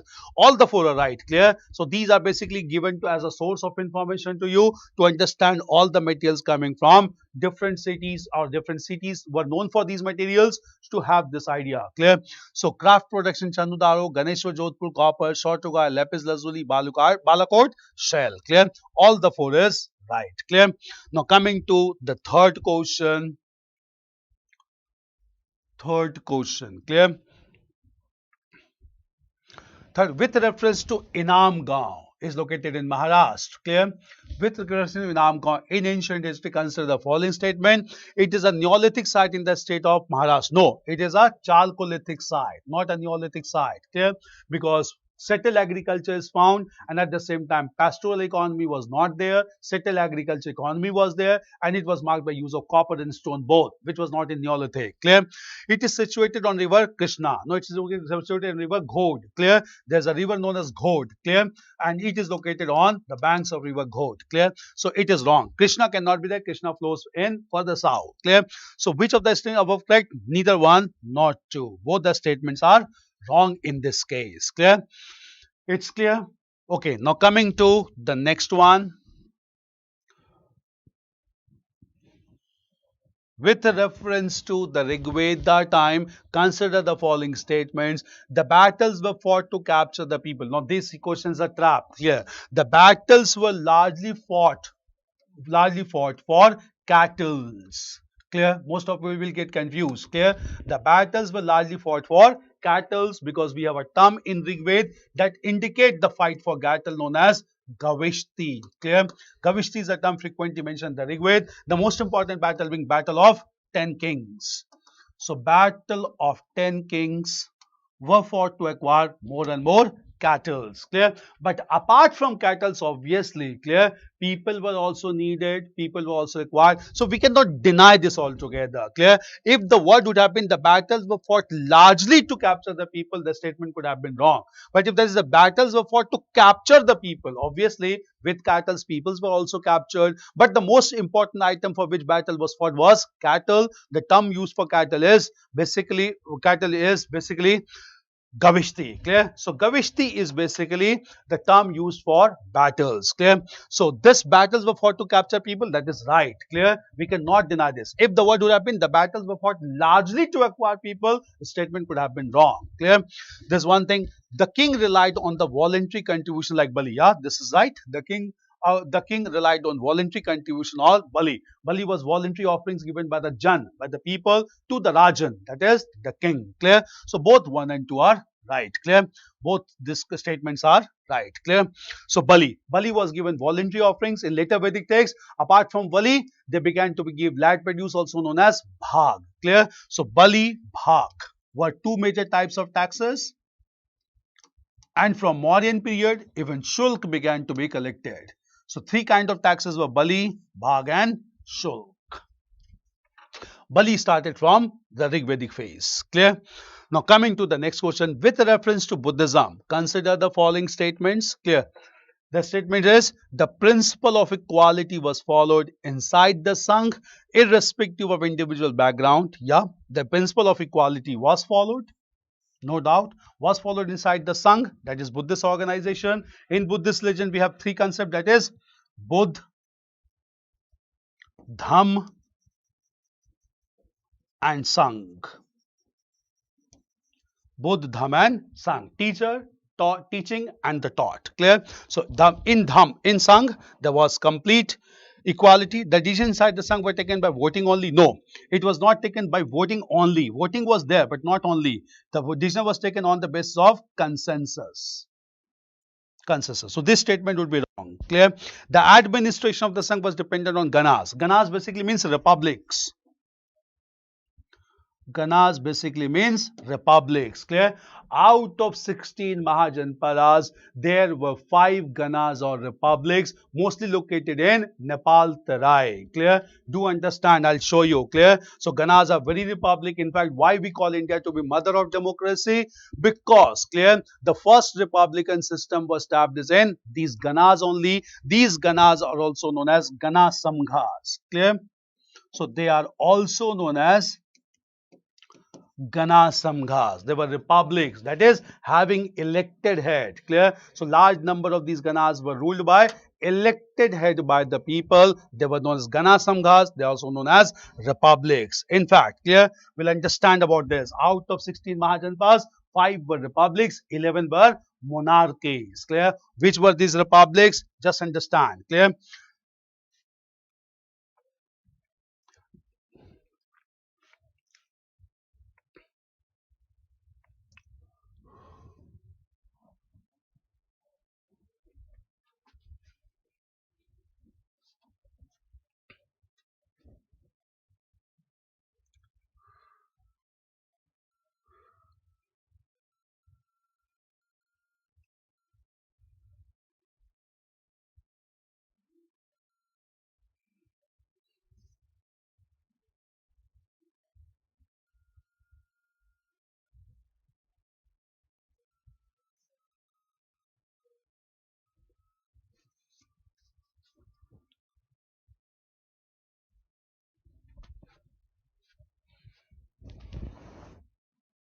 Look into this. Clear?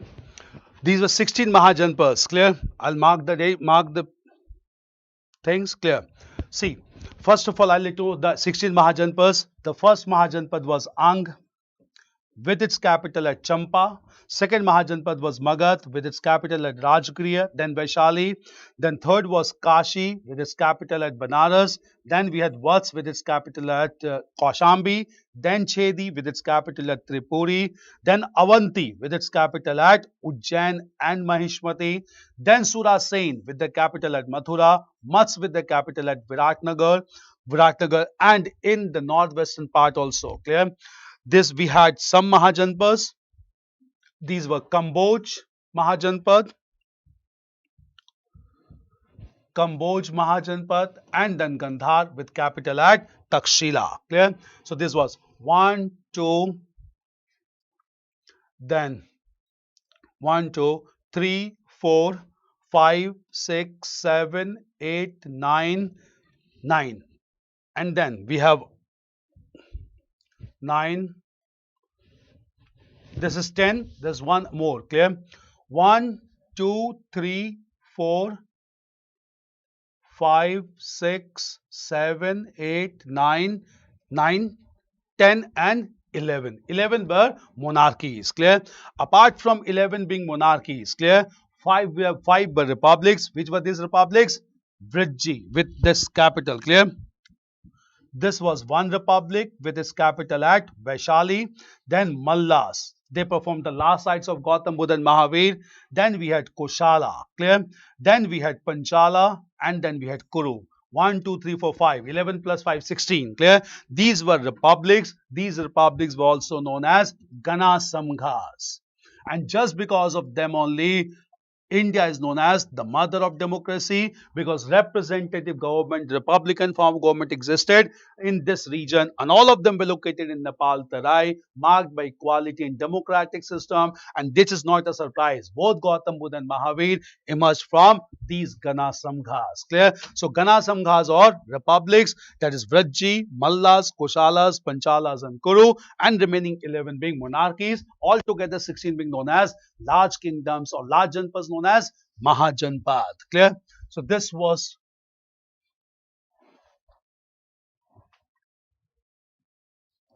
clear.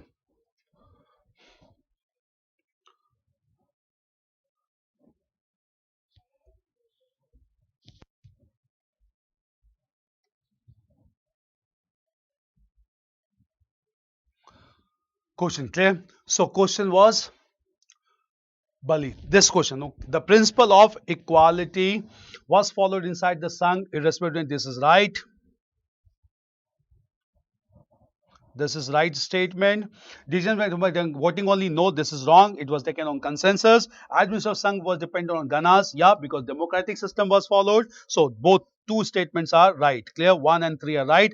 Answer would be only 2. Fine. It's clear about Ganas. Coming to another question. Question number 6.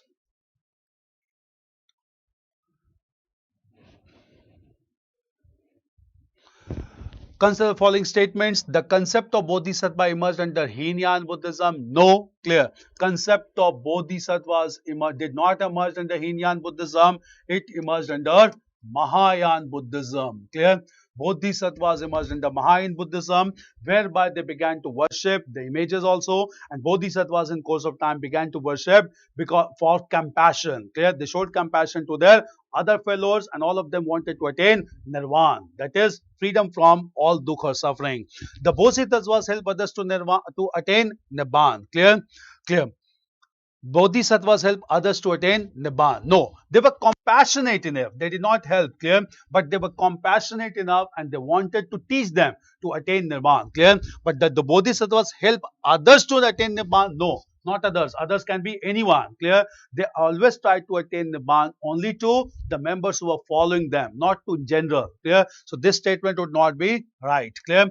Idol worship of Buddha became important of Mahayana Buddhism. Obviously, that led to Mathura school, Gandhar school. Clear. So 1 and 3 are right. Second statement is wrong. So second statement is answer would be B. Clear. So it was not Hinayan Buddhism. It was Mahayana Buddhism. The Bodhisattvas help others to attain Nirvana. No, they were compassionate enough. Clear. But they never allowed everyone to attain Nirvana. Clear. This was one thing. Now coming to another question with reference to Shramana tradition. Now again I'll let you know. Shramana tradition means Buddhist and Jain tradition, heterodox tradition. Clear?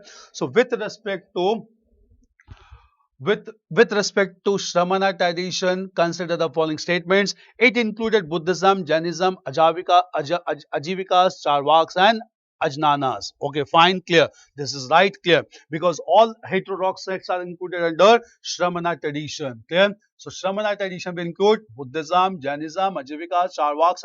Charvaks philosophy we had discussed, and at this Ajivikas also, Ajnanas also. Clear? Ajnanas were very minor sect. Ajivikas believed in Niyati or destiny, which was founded by Makali Goshala, and at the same time Charvaks believed in Lokayat philosophy, that is worldly pleasure without caring for life after death. He never believed in life after death. Clear? So all this comes under Shraman tradition, no doubt about it. It rejected the Vedic Hindu ritualism and authority of Brahmins. Yeah, it rejected Vedic Hindu ritualism, complex rituals and authority of Brahmins, and that is what they wanted to establish liberal religions known as heterodox religions. So both the statements are right, no doubt. Clear? Straightforward one. Okay, now coming to the eighth one. Clear? Eighth question is, by the mid of 6th century BC, the small and weak kingdoms out of the 16 great kingdoms, also known as 16 Mahajanpas, were eliminated and conquered by the 4 strong kingdoms. Which among the following were these 4 kingdoms? We had discussed about Mahajanpas, 4 kingdoms. Clear? These kingdoms were obviously Avanti, then Koshala, then Magad and Vats. Clear? So these were the 4 major Mahajanpas that basically fought against each other, and even among them, Magad emerged to be victorious among Avanti, Koshala and Vats also. Clear? So Magad finally succeeded in defeating Vats also, Koshala also, Avanti also. Koshala was defeated by Ajashatru, Avanti was defeated by Sishuna. Clear? And therefore Vats also was brought under Magad control. So obviously the 4 kingdoms that defeated other Mahajanpas were Avanti, Koshala, Magad and Vats. Clear? This is one question. Clear? Coming to next one, question number 9. Question number 9. Clear? With reference to the Ganas during the Mahajanpas, consider the following statements. Clear? The Mahajanpas were oligarchies and were called Sanghas. Clear? Yeah. Mahajanpas, which are oligarchies, that is republics, Ganas. Clear? Oligarchies means having multiple rulers, not one single ruler. They were not monarchies. Clear? So Mahajanpas, which were oligarchies, republics, clear, were called Sanghas, also known as Gana Sanghas, also known as republics. having elected head, that to multiple heads. Mahavir and Buddha belong to Ganas. We had discussed as of now only, both belong to the Ganas. Both 1 and 2 are right. Clear? Next question. Clear? Question number 10th. Clear? Consider the following statements. Both Mahavir and Buddha raised doubts about the supremacy of the Vedas. Yeah, this is right. Both challenge the authority of the Vedas. Next is, Jainism condemns the cycle of birth and death. No, Jainism does not condemn the cycle of birth and death. In fact, Jainism believes in the cycle of birth and death because it believes in moksha or integration of soul with ultimate reality. Clear? So since Jainism believes in the concept of moksha, that is freedom from the cycle of birth and death, it cannot be said that Jainism does not condemns the cycle of birth and death. In fact, Jainism believes in cycle of birth and rebirth. Clear? Even Gautam Buddha believed in the theory of rebirth, but Gautam Buddha did not believe in the existence of God. Clear? In fact, some philosophy needs to be understood. Clear? So here Jainism recognizes the existence of God, but place the God below the jina. Clear? And therefore it believes in the cycle of birth and death because ultimate objective is to attain moksha or salvation. In Buddhism, moksha is not the ultimate objective. Ultimate objective is nirvana, end of suffering in this world itself. Clear? So Jainism did not condemn the cycle of birth and death. Rather, Jainism accepted cycle of birth and death. Clear? According to Jainism, only monks can escape the cycle of birth and death. Yeah, this is again different from Buddhism. In Buddhism, nirvana can be attained by any person following, even by householder. It is known as madhyam marg. But in Jainism, moksha can be attained only by monks, only by the sannyasis. It cannot be attained by the householder. So obviously, this is right statement. So 1 and 3 would be the right option. Clear? So these are conceptual questions. Such kind of questions are asked in your examination. Clear? So 10 questions were given to you, all of you. Clear? Questions were quite conceptual in nature. It was not to check your knowledge alone. And these questions are exclusive of the things that we are discussing, just to have wide coverage. Clear? Question number 6. Yes, please explain question number 6. Okay, I'll come to question number 6. 6. Consider the following statement. The concept of Bodhisattva emerged under Hinayan Buddhism. Clear? See, I'll let you know. Clear? Bodhisattva. What do you mean by this concept? Clear? Bodhisattvas are those Buddhist monks who are on the path of attaining nirvana, but they delay the attainment of nirvana out of compassion for other members. Clear? Therefore, they are known as Bodhisattvas. Clear? So, Bodhisattvas are those Buddhist monks who are on the path of nirvana, but they delay nirvana deliberately. But they delay nirvana deliberately due to compassion. But they delay nirvana deliberately due to compassion. Clear? This is one thing. Clear? So these are, and this concept is there in, not in Hinayan. Clear? This concept is there only in Mahayana. Clear? Hinayan Buddhism is an orthodox Buddhism, conservative Buddhism that always believes in worshipping or following the teachings of Gautam Buddha, not to worship anyone, not to follow anyone else except Gautam Buddha. Here the following is related to Bodhisattvas. Clear? So this is not acceptable to Hinayan followers. Hinayan followers only believe in following teachings of Gautam Buddha, not Bodhisattvas. Clear? The concept of Bodhisattvas is basically related to Mahayana sect. So this statement is clearly wrong. The Bodhisattvas help others to attain nirvana. No, they don't help others. Clear? But they show compassion towards others so that they can also attain nirvana. There's a difference between helping others and showing compassion. Clear? Compassion means you are showing certain amount of sorrow that these peoples are not able to attain nirvana. Clear? And therefore, just because of that sorrow only, just because of that compassion only, you are also delaying your attainment of nirvana. Clear? Therefore, that does not help others. Rather, but they show compassion towards others for not attaining nirvana. Clear? So they don't help others. This is wrong statement. This is basically the Bodhisattvas help others. Sorry. The Bodhisattvas help others to attain nirvana, compassion and nirvana. Yeah, the Bodhisattvas help others to attain nirvana. compassion also, but not largely compassion to help others to nirvana. But just because they show compassion towards other fellow members, obviously these members also show the point of attaining nirvana, and ultimately all of them attain nirvana. Nirvana means end of dukh or suffering. Clear? So bodhisattvas help others to attain nirvana. This can be a right statement. Clear? They show compassion, and with this compassion, the other members get motivated to attain nirvana. They don't directly help, but they show compassion. Clear? And with compassion, other people also get motivated. They follow them, and they also attain. They also on the path of nirvana. So that can lead to helping others to attain nirvana. Clear? Idol worship of Buddha became important of Mahayana Buddhism. That is right. Clear? So 2 and 3 are right. One statement is wrong. So just understand this statement. I hope this statement was basically to be understood. The statement is bodhisattvas help others to attain nirvana. They show compassion towards other followers. They don't directly help. But with this compassion, obviously, certain amount of motivation comes, and this amounts to help, and this help results into attainment of nirvana or on the path of nirvana. This can be right. Clear? So 2 and 3, only to both the statements are right. Clear? Is it fine? Clear? First statement is clearly wrong. It is not under Mahayana Buddhism. It is under Mahayana Buddhism. Clear? So only 2 statements are right. Anything else? Sir, please explain the difference between Buddhism and Jainism. Okay, fine. We'll come to the difference between Buddhism and Jainism also. Clear? Now understand the difference between Buddhism and Jainism. Buddhism and Jainism. Buddhism and Jainism. Clear? Now, first of all, I'll let you know. Clear?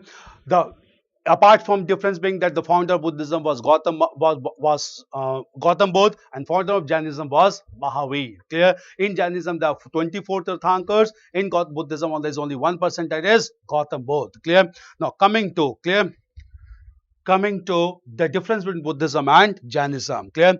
The ultimate aim in Buddhism is to attain nirvana. First of all, ultimate aim is to attain nirvana, that is end of dukh or suffering. Clear? And ultimate aim of Jainism is to attain moksha or freedom from the cycle of birth and death. This is one difference. Clear? One difference. Clear? Nirvana can be attained in Buddhism even by householder, and this philosophy is known as Madhyam Marg. Clear? That is balanced way. Clear? In Jainism, moksha can be attained only by ascetics or monks, not by householder. So there is no concept of Madhyam Marg in Jainism. Clear? Third major difference in Buddhism is, clear, in Buddhist religion is that in Buddhism, clear, in Buddhism, there is no concept of ending the life through violence. Clear? So no concept of self-mortification. Clear? It is basically to end the suffering peacefully. Clear? So no self-mortification. Peaceful religion. Here it is Salekhan or Santhara, that is self-mortification. Salekhan is also known as Santhara. Clear? There's another difference. Next major difference in between Buddhism and Jainism is related to God. Clear? Buddhism does not recognize the existence of God. Clear? So God is not recognized. Make it very clear. God is not recognized. Here, God is recognized. Clear? God is recognized, but placed under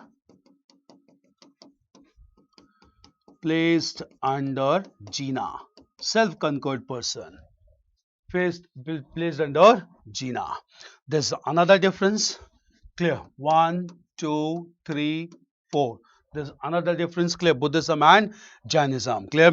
Fifth one is clear in Buddhism and Jainism.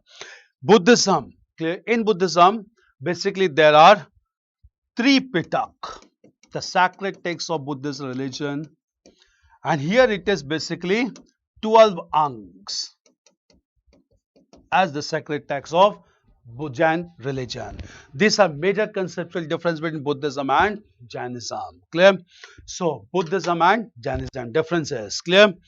So, please give the brief about all the Mahajanpas. Clear? Okay, if you want all description of all the 16 Mahajanpas, I'll give you all the differences. Mahajanpas. Clear? Coming to Mahajanpas. Here only. Clear?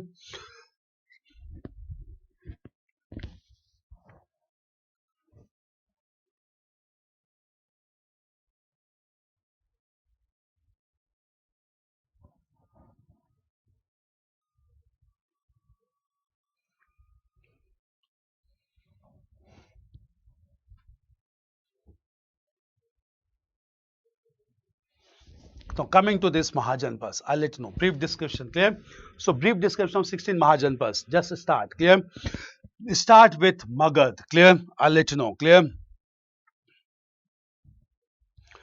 Magad Mahajanpat, located in the lower Gangetic plain, had abundant resources of iron and at the same time provided liberal atmosphere. In the region of Magad, first major ruler was Bimbisar. Bimbisar, clear?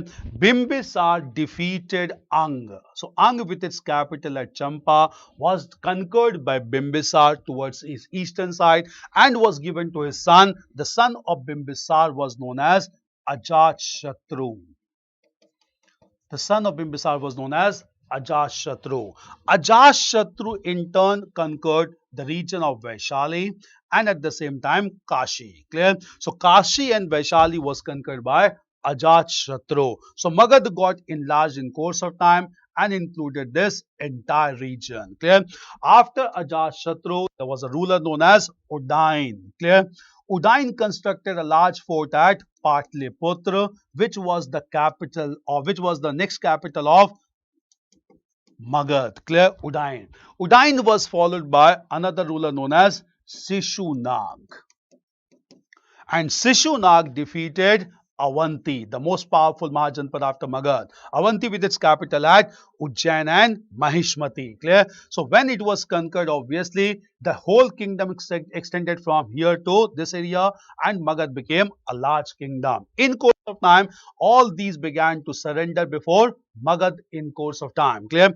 Ultimately, after Sishunak, the next major ruler of Magad was Mahapadmanand. Mahapadmanand. Mahapadmanand, who established control over Kaling, modern Odisha, clear, and took the title of Ekrat, single monarch, clear. So obviously Ekrat means he conquered the whole region completely, clear. This was development related to Magad, clear. After Mahapadmanand, there was a ruler known as Dhananand. He was a weak person and Dhananand only humiliated a Brahman, and that Brahman was Kautil or Chanak. Chanak decided to take revenge, and with support of Chanak, Chandragupta Maurya defeated and assassinated Dhananand. Once Dhananand was assassinated at this time, clear, Chandragupta Maurya established Mauryan Empire, and after establishing Mauryan Empire under the guidance of Chanakya Kautil, Chandragupta Maurya defeated and conquered Gandhar region in the northwestern part of India, and in this way the entire region came under Mauryan control. So Mauryans began to rule over this large region, and this large region came under Mauryan Empire. Even Asmaka also came under Mauryan Empire. So large Indian territory came under Mauryan Empire, under Mauryan Empire. After Ashok came to power, he fought only one war, that is Kaling War, and since large area had come under his control, in fact, Bindusar had established control over the region of modern Karnataka as well. Clear? So entire or large parts of Indian territory came under Mauryan rule, and Ashok, after Kaling War, abandoned the policy of physical annexation, adopted the policy of cultural annexation, which is indicated through his 13th Rock Edict, Major Rock Edict. Clear? And in this way, large Indian territory came under Mughal Samrat, because the title for ruler used by Kautil was Samrat or Swami under the Saptang theory. We had discussed about Saptang theory and even Mandala theory, which was given by Kautil in his Arthashastra related to foreign policy. This was expansion of Magad into a large empire. 16 Mahajanpas is clear. The conflict is clear. Anything else to be asked? Till the point we had done. Anything to be asked? Anything to be asked? Clear? Clear? Fine. Any other question? Now, there's another question, that is, who were Arhat? Clear? Now, coming to this meaning, who were Arhat? Clear? This term is normally used in Jain religion or Jainism. Arhat. Clear? Arhat is a person who is free from all desires, hatred, and at the same time delusion, and who knows everything, clear, and is endowed with miraculous powers, clear. So something like a Jina, clear. So Arhat is almost a perfect man, clear. So the term Arhat indicate a perfect man who has no desire, no hatred, no other thing, and at the same time is endowed with all knowledge and has miraculous powers. These are known as Arhat in Jain religion. Clear? So Arhat is a term that indicates person with perfection in Jain religion, who has all control over desire, attachment, ignorance, and has endowed with all knowledge with miraculous powers. They are known as Arhat. It's clear? Any other question to be asked? So tomorrow we'll start with Sufism. We'll discuss about all the major sects. Clear? Not only the Chishti and Surawardi. We'll discuss about Qadri sect. We'll discuss about Naqshbandi sect. We'll discuss about Rishi order that was there in Kashmir, promoted by Nuruddin Wali. We'll come to all these things. Clear? Arhat. Clear? Arihant basically means something supernatural powers. Arihant is a different concept. Clear? Arihant is only related to knowledgeable. Arhat is perfect. Perfect by practice. Perfect by completely control. So the concept of Arhat is related to Hina. Yeah, Arhat is related to Buddhism also. Clear? And in Arhat also the same concept applies. Clear? Arhat means basically a person who is knowledgeable, who is on the path of attaining all supreme knowledge in course of time. Clear? They are known as Arhat.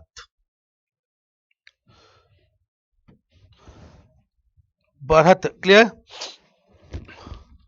Arhat is clear, perfected soul, perfected willing, clear. Who is spiritually aligned? Arhat is used Buddhism, Jainism. Sir, please explain the different Buddhism and Jainism with respect to soul. Okay, fine. With respect to soul, clear? With respect to soul, we can understand both Buddhism and Jainism accepted soul, no doubt. Clear? Both accepted soul. Jainism, in fact, wanted soul to be liberated from the cycle of birth and death.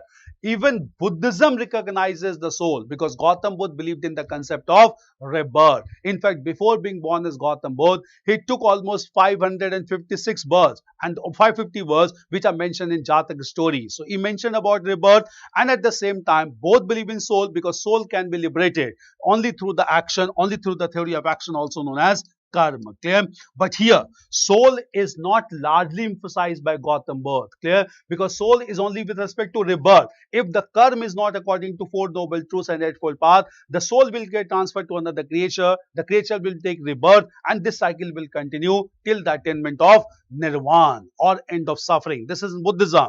In Jainism, soul will continue to remain in the body or translate into body till the body attains complete moksha or salvation. So, soul with respect to Buddhism is only to indicate rebirth, not a belief in God. Clear? Soul with respect to Jainism is an important concept which needs to be liberated from the cycle of birth and death to attain moksha or nirvana. Clear?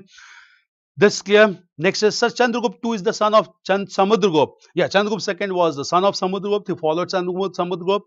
Clear? Because Samudragupta, again, why there's a reason. Samudragupta was immediately followed by his eldest son, Ramgupta. Ramgupta was defeated by Shaka ruler, and therefore Ramgupta was assassinated by his younger brother, Chandra, and who came to power as Chandragupta II. So Chandragupta II is the younger son of Samudragupta. Clear? And this is mentioned in a drama known as Devi Chandraguptam, written by Vishakha Dutt, which was asked in prelims last year only. Clear? So please explain that from Buddhism and Jainism, soul will have done that. Bhakti movement came first in southern India or northern? Bhakti movement first emerged in southern India. From south India, it came to northern India and Sultanate phase. So Arhat in Buddhism, now which were followed without subscribe. Arhat in Buddhism which were follower, but they had attained perfection, perfect knowledge. Clear? Since they had attained perfect knowledge, they are known with perfection, and therefore the term arhat is used in Buddhism also, who has attained enlightenment also. In fact, nirvana also, they are known as arhat. Clear? And same thing applies in Jainism also. But since Jainism does not believe in nirvana, it is said perfect man with all power, miraculous spirits. Clear? So, these were developments, questions we had done. Clear? We'll continue from here tomorrow. We'll continue with more dimensions, current developments as well. Clear? So, keep on revising things, keep on practicing the questions. Clear? We'll continue from here tomorrow. Thank you.